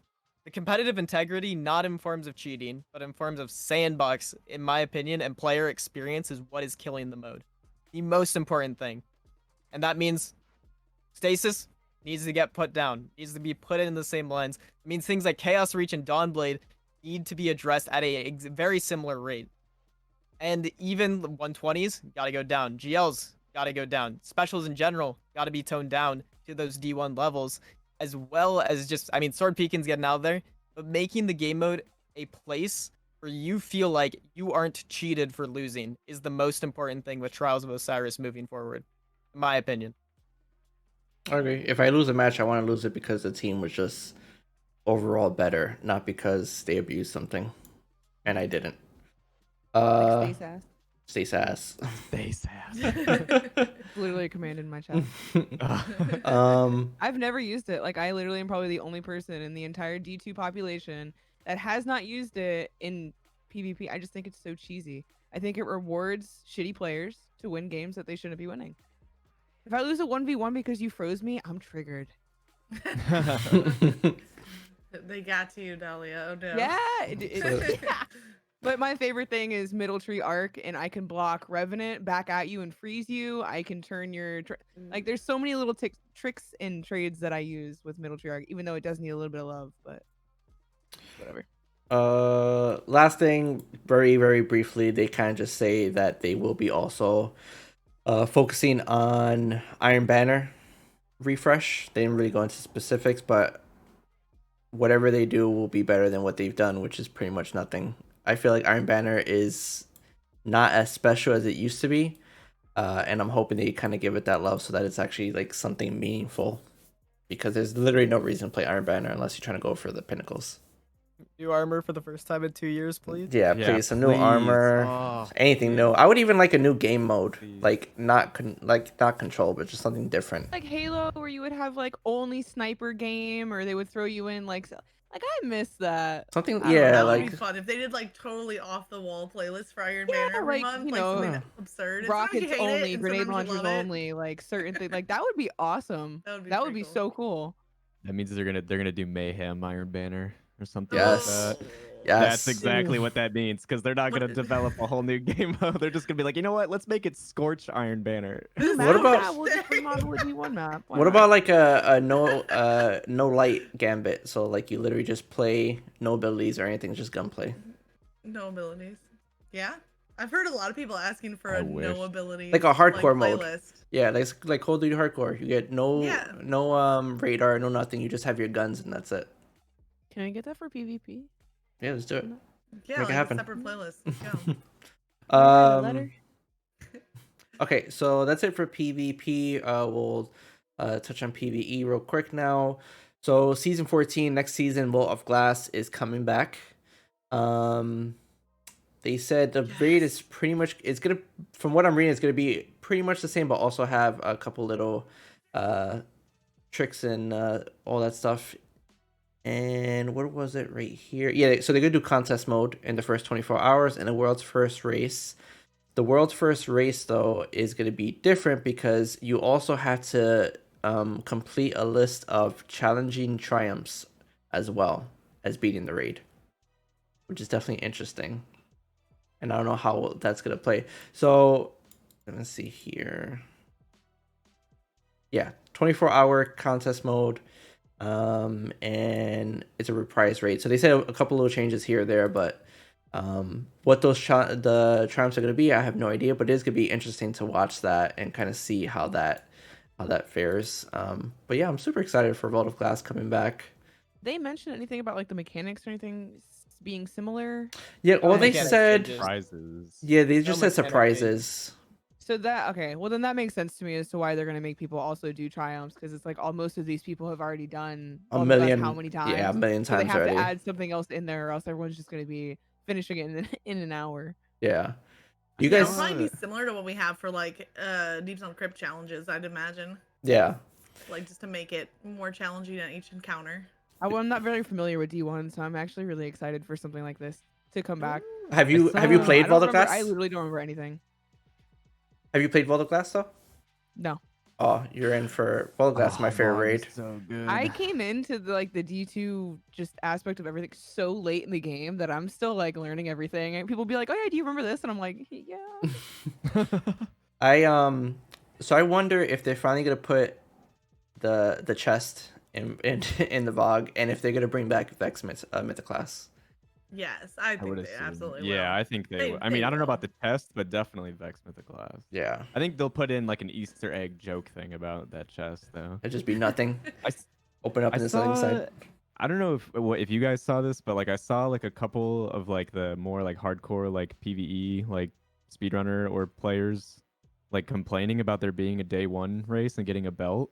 I don't know how you guys feel about that, but I think it's fair for like players who have only just come into the game in D2. Like, why can't like they have a rate? I don't know. I think just- it's I- such The a thing is hype that with they're not World the only First. ones that are allowed to do the race, right? Like they literally, if someone's going in who's already done VOG and they're racing, like the people who are new to VOG are just gonna lose. Yeah, Yeah. No, Well, that's like, not you're what I'm gonna see all these saying.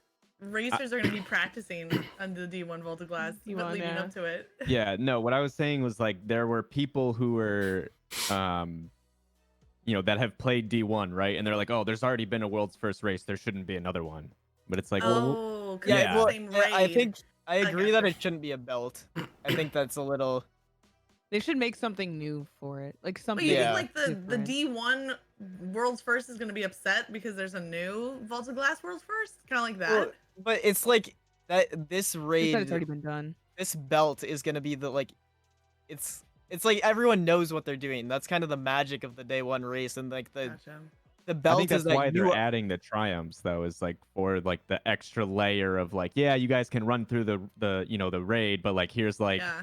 whatever. Something else. Just I don't add in know. like I feel like divinity it should be like a puzzles ring all or throughout. something. Though. Yeah, I mean, oh, you're saying you want there to be something different, like not Yeah, a belt. I don't but, think Yeah, it not a belt, deserves but to be a something else. belt, but I think it deserves Yeah. to be something. I would agree with that. I just thought it was weird that like people were like, oh, there shouldn't be a world's first race. It's like, dude, like there's people that haven't played VOG, like they've only played Destiny 2. Well, there's Like, such a hype that comes from World's First. Like, how many viewers did we have in the D2 directory when this World's First race yeah, it was was out? nuts. I mean, it brings people that have Yeah. not watched Destiny forever to come back and watch this game. yeah. So it's like And they especially definitely with have to do Witch something. Queen getting pushed back. You know Yeah, what I they mean? need Because like this will something. come halfway between, where we're at now and then Witch Queen. You're gonna have like this resurgence of attention to Destiny because of Vault of Glass. So I feel like they kind of do have to milk it, and the belts are kind of a way to do that. Yeah, I'm pretty sure I know the tweets you're talking about as well, and I'm pretty sure Yeah. people are more upset that it was a belt rather than that there is a 24-hour race. Or at least the PvEers I was seeing talk about it. Yeah. So they don't want it to be a belt. That's Last thing they want to say is that before the end of the year, we're looking to add a master version of Vault of Glass. That's dope. That's Yeah, dope. is that pretty Yeah, much that's just the same thing as like what was it called before? Heroic? No. They had a raid, and then a couple weeks later they released the harder version of it. Yeah, heroic or hard mode.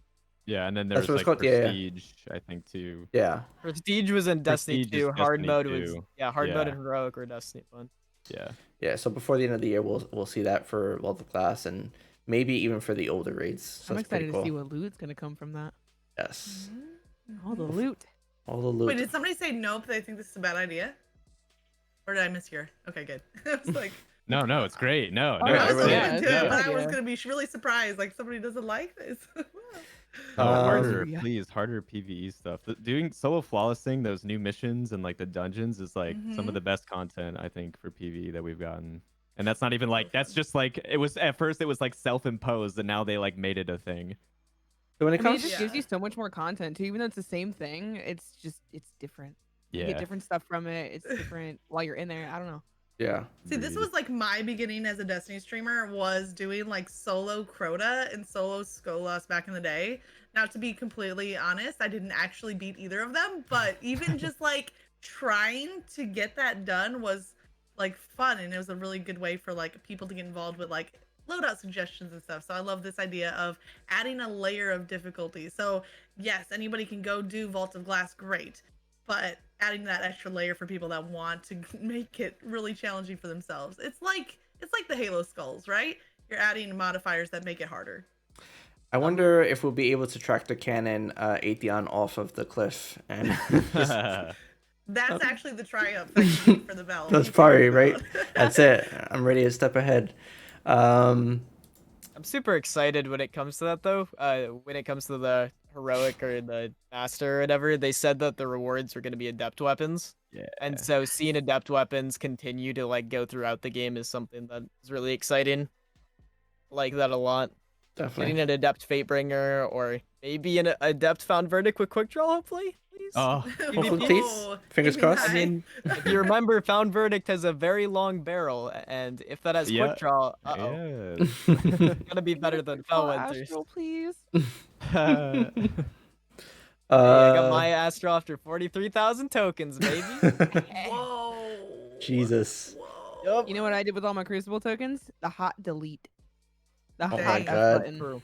I didn't I have was time to sit literally there. turning them in as reset was hitting, and I was like, I'm just gonna get through as many as I I have can. 30,000. There is no way I'm sitting there.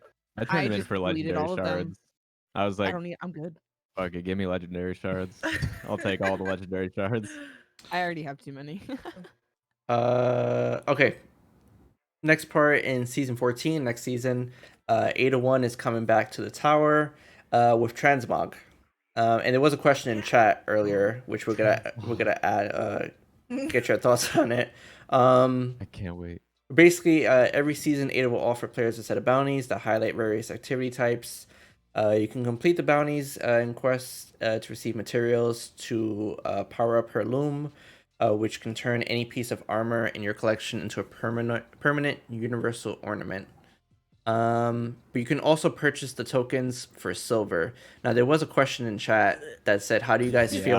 How do you guys feel about that? Do you feel like it's kind of not the Well, that's like not the so play? many other games that like pay for a shortcut, but at least it's something cosmetic, so it doesn't bother me. You know what that tells me? That tells me they're limiting the amount you can level up Ada 1 through gameplay. And it's like, I oh, doubt it. I think that silver's just a shortcut. I feel like it's gonna get I don't exponentially know. I'm longer. hoping. yeah, Like, that's it's what gonna I'm be- saying. Yeah, First it's couple of them, it's gonna be like one Crucible match, and then it's gonna get to 5, and then 10, and then it's like, yeah. Well, if you read it, it says like, doesn't it say like a certain amount of bounties or something per? There's some like weird wording where it's like certain amount of bounties or A set of bounties? yeah, I don't know. Like, is it gonna be Some- like? That sounds normal. I don't know. I'm slightly worried because transmog is like the one thing that I've wanted since D1. I just I I'm a do like the PvP player, custom. but I like fetch. the customization screen they have now, where they make it Oh, very yeah. it looks easier. so sick. Yeah, they Yeah, make it looks everything good. easier to see, and Because the shader, I hated having to go to each piece, like click out, go to another piece, change the shader, and kind of Yeah. make it look good. But And I like the way it looks now. Yeah, that's I true. like that they're adding the blue, green, and like the white armor sets too. Like it's literally every armor piece. There's some Like good that blues. There's some does good that. looking blue Yeah. armor. So True. That's a good point. I wonder. I just want the Moonfang set on all of my armor. That'd be That's dope. all I want. Cyber robot athlete. I wonder. I doubt it because I understood probably why they wouldn't. But I wonder if you think exotics will be in that or no, because No. if I you look think at they somebody already with said- exotic, I'm pretty sure DMG already said that exotics will not be part of transmog because of how that affects PvP. got it. Okay. Yeah. Yeah, because if you look at somebody with a piece of armor, you would just assume that they are Yeah. using that. Makes Yeah. sense. Totally makes sense. It's like Okay. if somebody loaded into a comp or an Elam Trials game with blue. I would wear green. a whole exotic armor set. Looking Either stacked. you're You under lost, light level little or guardian. something's got to happen. What kind of anti-cheat is that? Why do I just picture you reaching through the screen and patting their little guardian head? Like, do you need help? Can I help you, please? Can I find your mommy? Yeah. Okay, so and that's pretty much it. So basically we'll be doing quests and bounties to be able to get that materials to transmog whatever set we want, which is pretty cool. And that's coming in next season. What else do we have here? Huge in the next part. Yeah, so Something I was scared about. crossplay. Crossplay? Yeah, we're reaching the Yeah. we're reaching the end, but crossplay is coming in. Crossplay is coming in the I have a lot masses to in say. season 15. We'll be doing some internal rollouts and alpha tests in season 14 to prepare for a widespread launch this fall. With crossplay, you'll be able to play with all your friends, no matter what platform you call home. And don't worry, we won't be matching console and PC players together in the Crucible, unless PC players specifically invite their console friends to play with them in the PC Crucible pools. So that one's interesting. So basically, That's pain. That was the big thing for me. I thought they were gonna put it all together so that we can have a healthier Yep. PvP Then pool. Why did they change the recoil? They They were- did. And that's exactly th- what was my yeah, next thing. I'm what's like, the why point did of- they mess with yeah. MK? They did the Bungie thing. They just did the Bungie thing. Instead of adding opt-in, opt-out, they were like, we're gonna make it this instead. And it's like, of course you would, because that's Bungie and you make everything difficult. Yeah, they did the recoil change, but now they're just saying, yeah, you guys are still not gonna play together unless you I- bring your console buddies with I you, don't understand. which doesn't make sense at all. Is it? Do Yeah. you think this was the plan all along, or they changed the last minute? I think I it's think they because don't of think Maybe what cheaters. they wanted to do with it. I don't know why they wouldn't go after games, model after games that already have this, like Call of Duty, like where you can opt in or opt out. I understand that they might be trying to protect consoles from, the cheaters that play on PC. There's not, if it's a healthy loophole like that, you're not going to notice them. Exactly. That's Yeah, why somebody I had don't- said that with the amount of don't people playing understand. on all, like both consoles and PC, the matches you'll see in cheaters is probably 1 in every 20, maybe something like that. But if you still keeping it separate, then the whole point of crossplay is pretty much null and void. You're just giving people Yeah. the option to invite your buddies from console, but that's pretty much it. I just like the fact that it's not automatically like you're forced to play against console players. Like I just wish that there was an option. There was a button that you could literally just click. That's my only issue with it. Yeah. Crossplay on, crossplay off. That's all you need. Yeah, That's really the most literally. simple thing. Maybe, after they do some testing and some feedback, they'll probably hopefully put that in, but that was honestly surprising to read. I assume that they made the recoil change and then everyone bitched on Twitter and then they Mhm. did. It's Try to come it's back the from it. timeline is so weird, but that seems like something Yeah. they cooked up the M&K recoil change, and then people were saying, "Oh yeah, good Mhm. luck console with your cheaters," and then console's like, "Oh, I don't want to be in crossplay. Cheaters, oh my god." And then they're like, "Oh, you right." That is how Then they all forgot console they did players the talk, change. by the way. Yeah, I don't so wanna play with those cheaters. does that mean they're Those gonna cheaters. revert the changes? Because like Or are they just gonna leave literally, it like we're gonna forget? Because we're not I gonna don't forget. I don't think they're gonna Right. I I revert think it. they forgot. I'm gonna be honest. Yeah. Hey, but we they put a literally change. stated it's like we made this change to gear up console players to play with M&K players. Hello? Like what? I think it's no, there they're not gonna play for with us now. No, I think it's there for like Only if you adopt us. Yeah.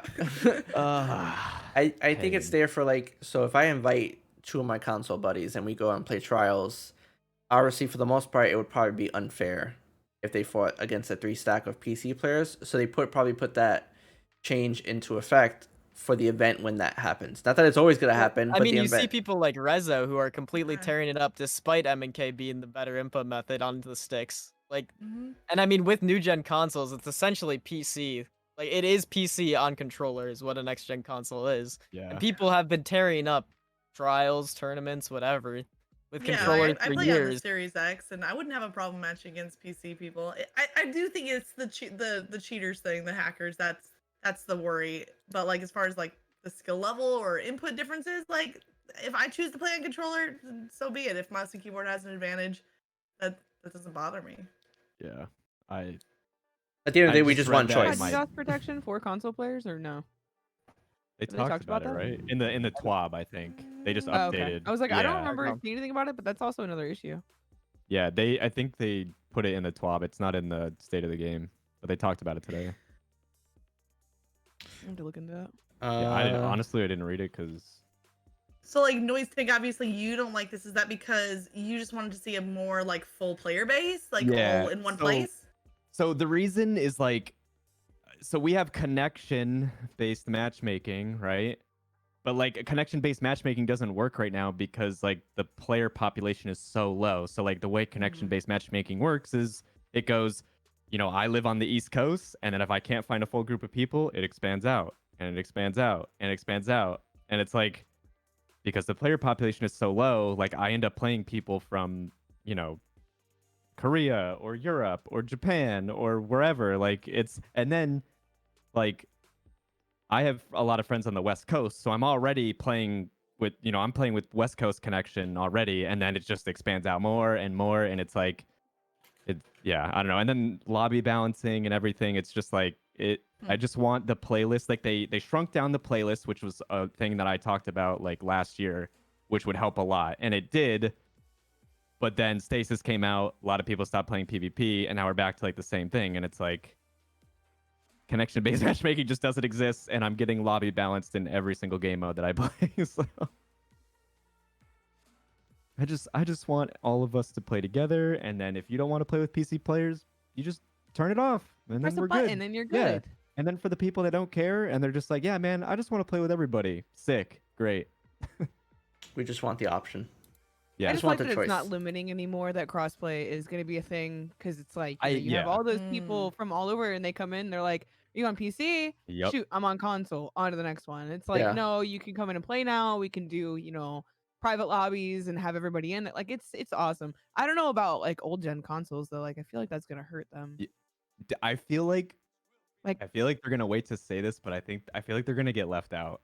They said that PS4 to PS5 is like that's already a thing, right? PS4 and PS5 can like play with each other. Yeah. Yeah. No, Are I they don't just gonna like? Yeah. Is PS4 still gonna be able? I don't know. Well, like the thing they're doing right now, which I just learned this last weekend because I just got a Series X like 2 weeks ago. So apparently, if you go to trials and your whole team is on Series X, you team up against a whole other team that's on Series X. Which I didn't realize that. So it's actually like helps you to bring in an old gen player on your trials team. Oh, So because you're not matching up against all new gen players. Oh, Isn't that weird? hey, That is I didn't weird. know that. I didn't know that So either. that's kind of this idea of like Hmm. PC players adopting console players onto their teams or inviting them. It's kind of that same concept. So Yeah, I to don't like know. open up the player base, which is totally what But people that's are gonna something do. I never saw like announced anywhere. I've never heard that before, but it absolutely happened because we were matching up, like Dahlia mentioned before. We matched up against the same team multiple times because it was all 6 Series X players. with how hard it is to get those consoles, I still feel like I see people looking for them. Yeah. They can't there find them are. anywhere. There 100% are. Yeah, Yeah. I don't know. it's It's crazy. very limited. The how's voice chat gonna work? They're gonna have to use in-game voice chat then. Discord. Wait, there's in-game voice chat? Wait. No, I but just like feel like you with can't. the mix between PC and console, like don't know. Discord's gonna have to Discord. be used more. Yeah, And when I was on console, when someone mentioned Discord, I was like, no, I'm not getting on no, because I'm like, I didn't have this setup that I have now where I had Discord easily accessible. I can't say that word, but yeah, so people are gonna be using it like on their phones and whatnot. I just feel like There has to be something. Yeah. Are the new do the new consoles have a Discord app? I thought I remember reading somewhere that Discord was trying to implement some I sort don't of. think that is I haven't seen officially. that. I've heard rumors of it, but I don't think it exists Yeah. on Xbox yet. That would I be haven't cool. seen that. I wonder how that is. Yeah, I mean, I guess people are just gonna I've heard it's get on their in phones. the works or I Yeah, don't whatever. like most like console players Maybe that game don't play chat. PC, like they have no idea how Discord works. I Yeah. had no idea. It was so foreign to me.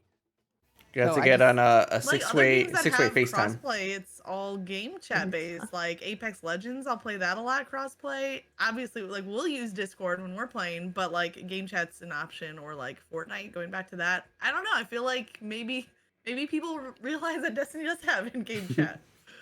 Well, like Call of Duty has that too, right? Like Warzone, where you can like talk to whoever's on Yeah. your team, Mhm. no matter Yeah. like what they're on. So there's obviously a way. Maybe they're gonna like update the in-game voice system because like it's there. It's just not. I still don't know how to used. activate it. Wait, I don't how know is what it gonna button work to with use. PC players typing in team chat? They Like added that console, they already, can't right? type. No, didn't they add that? Right? Wasn't that an update they added recently? Like console What? players can type in game chat now. I Yeah, feel but like there you're gonna have was to like something. stop what I you're don't doing know how to in the back of the access map it and on my type something out, controller. Yeah. Yeah, it's gonna take and forever then to go type back into the something. game. It takes so much time to try and type Let me something grab out my on my controller. little Yeah. alphabet pad and attach it to I my remember controller. that Xbox 360. Oh my god, I remember I have that. one of the those around QWERTY here pad. somewhere. Dude, I was the Hey. best at shit talking. I was just like, Know you. Be like, what's the shortest trash talk I can type? Because it's gonna take me about 5 minutes. Okay, and 3 quick little things. Ikora is finally gonna get some love. She's not just gonna be there standing and doing nothing.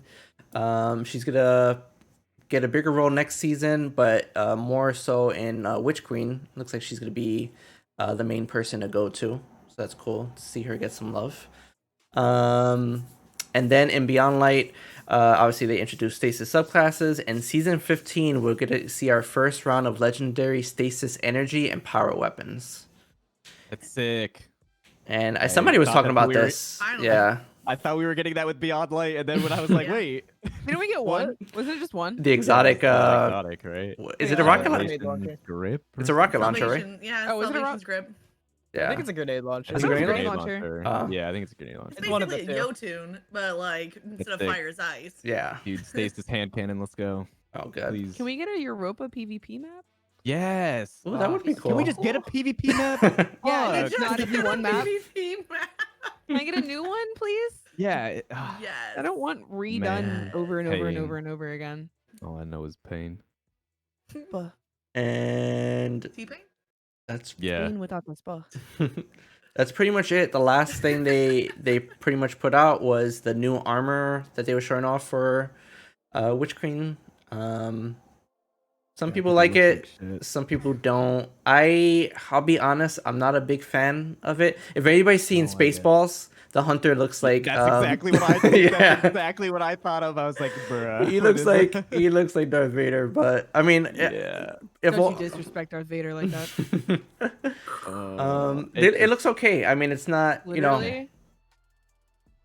I have the same one in I my got- living room. I Yeah, got focus my. in. He's in my box over there, chilling. But yeah, I I have mean, Darth Vader on my finger, actually, tattooed on my finger. I'm sorry, what? yo, What? Yeah. You have what on your what? Yeah, Oh, that's so Dude. cool. That's dope. Do I need it? Looking at my hands, maybe. Next week. But yeah, so the armor's okay. I mean, listen, the art team and everybody there, they do amazing work, and we were talking about this in the artist episode we had last week. It's a lot of work to pretty much get this armor in the game and animate it the right way. Yeah. And obviously at the end of the day, it's all based on opinion. I personally don't really like this armor too much, but I know there are some people who think it's pretty dope. The Titan one I think probably looks the best. The Hunter one Just I'm not looks really like a fan a- of. Has Looks like salt. Legos. I kind of like. I mean, this is not the it's all final fine. form. This is just like an early render. I actually Yeah. kind of like it. I You like the, it? The hunter boots I Clip. really like. Oh my. Bro, Literally where at have you been? the end of the show. Listen, Listen. You can't come in here and Outriders steal out. the show. That's not how this works. I'm not stealing the show. I just don't want y'all to think that I wasn't here. The Outriders is out. I can't ignore it. I can't. The game's great. High Cliff, you fives, doing me everybody. dirty, man. I thought you were gonna I'm be doing you here. I was excited. First off, Maru has been killing it this entire time. He don't need me here. Oh, I'm Maru's just- been I'm killing it, just- but I'm just comedic relief at this point. He don't need me here. He don't need me here. But I apologize. This is like the second time. I'm actually dying right now. I'm getting shot at. So I I'm can spending see this the time- red flashing across your Yeah. screen. I want I the can see realism this. to be told. Like I want you guys to know that I'm here, sacrificing myself, apologizing for my absence. I died for you. I died for you, Wow. Mike. Appreciate that. Mike asked me for help in getting all of you guys together like last week, and I said I was going to work on it. I was going to think about it, and I never got back to him. And I never got a chance to get back. I just gave he up has- on Cliff. He has her. He's giving up on me. I'm just like, Bro, okay. there's a lot going on, bro. You gotta cut me myself. Anyway, I love you guys. I'm not stealing the show. You guys are killing it. You guys are doing great. I'm watching you, Mike. Yeah, baby. I love you guys. I'm listening. I'm watching. I love you. Appreciate Cliff. Bye, Cliff. Love Love you, man. yeah, that's In true fashion. in true fashion. But yeah, that's pretty much it.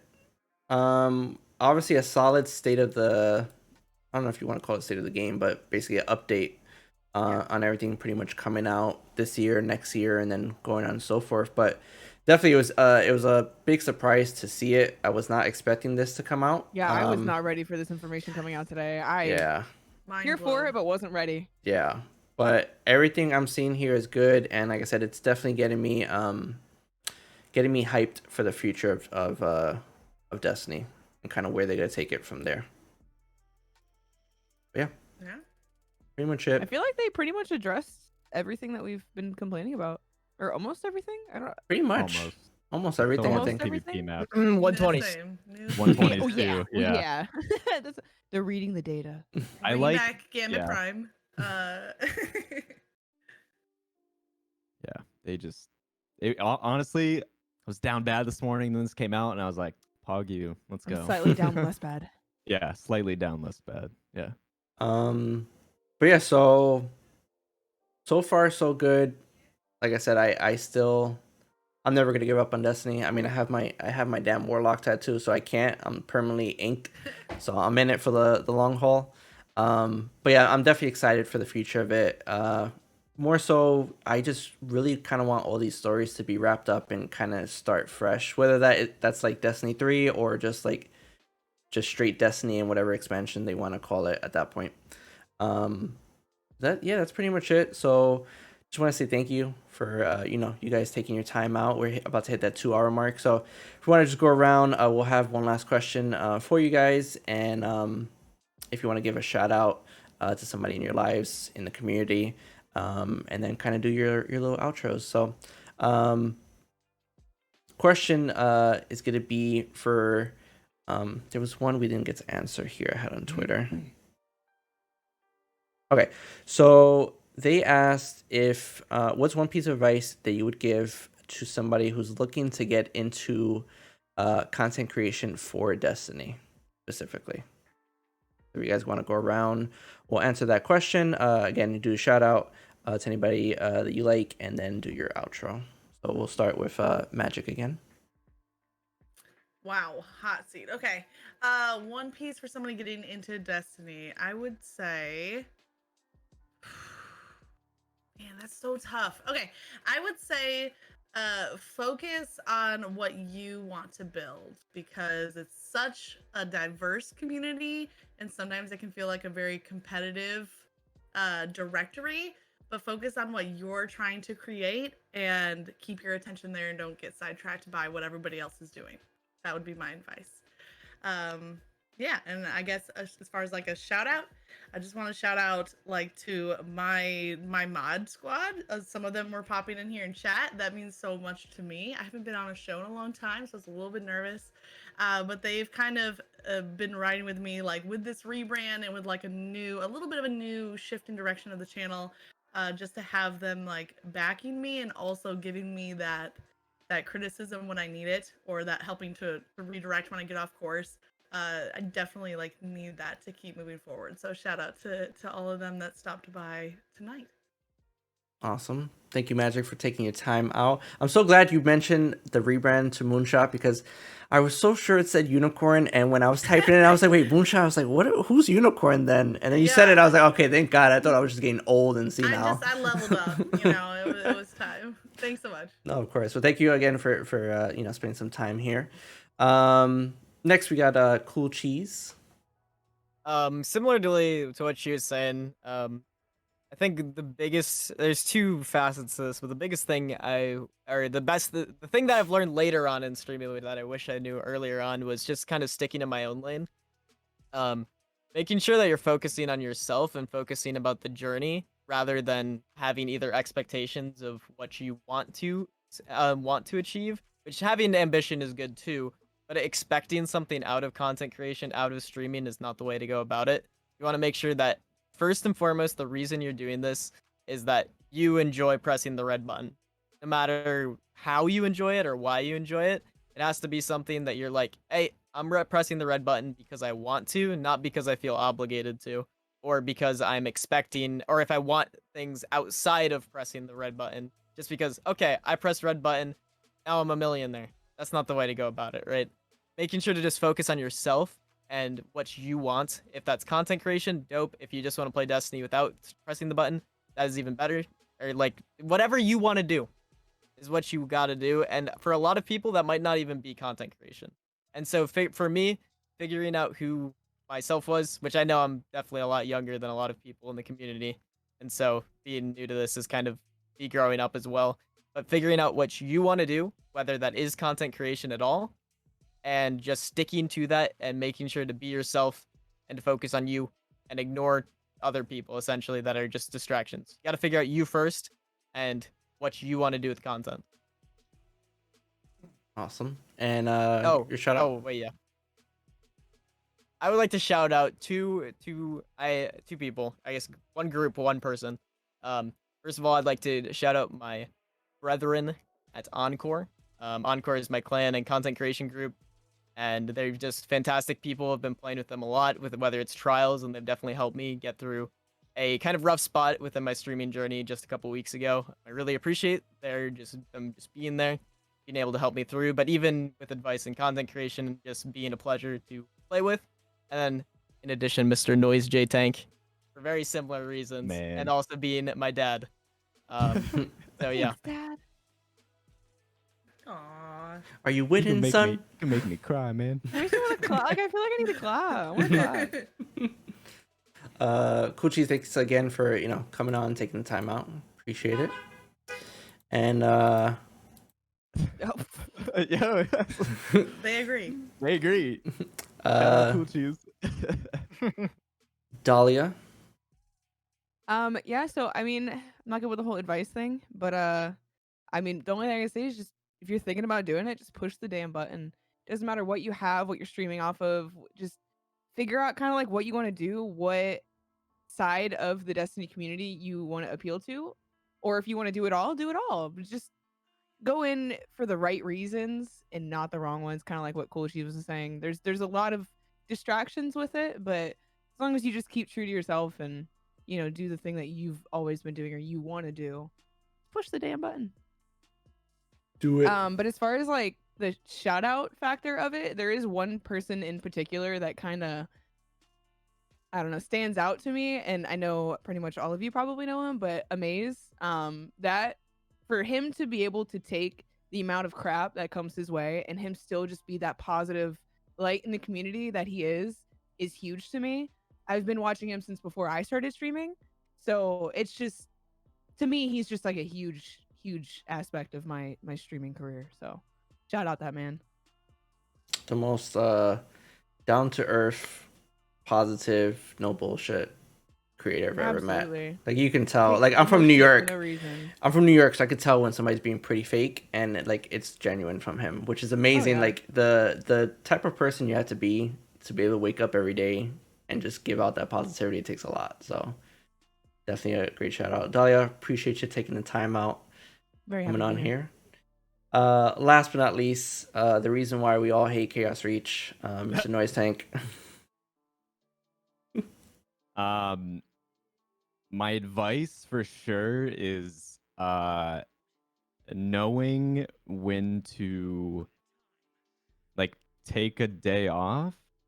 Like I just recently as well like kind of struggled with like a lot of like mental health, and it made me feel worse, like not streaming, because I felt like I was like letting my community down, and like the people that have been like have said to me like, you've helped me out get through like so many things, or I like turn your stream on when I'm having a bad day or something, and they all let me know that like, listen man, take as long as you need, like we're gonna be here when you come back, and I think that's very important for people to like, don't, if you're not gonna put like 100% into it, or you're feeling sick or whatever, like know that your community is behind you, and like take the day off or take a couple days. Like people aren't gonna hate you for it, and if they do, then they're not there for the right reasons, right?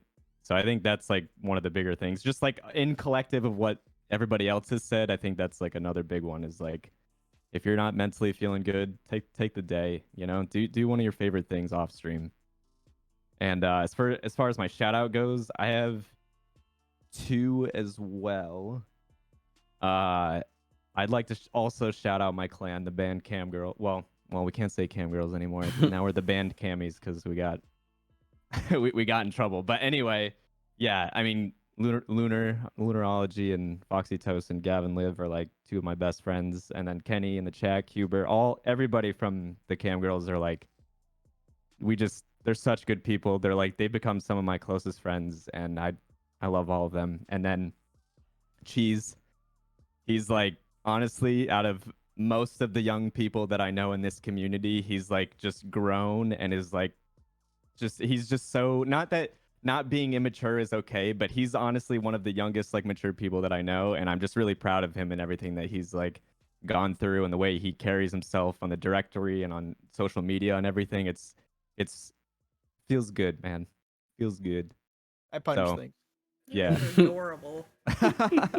We need a noise tank Father cool son cheese duo show. we got on here. He's not my actual son, but in Wait, the what? I mean, Wait, we wait, both wait, play wait, it. wait. I've been lied to. We do but got in the the same Destiny hoodie on. You guys community, are wearing the same thing. Yeah, I don't yeah, know. totally not coordinated, by the way. It's just further proof.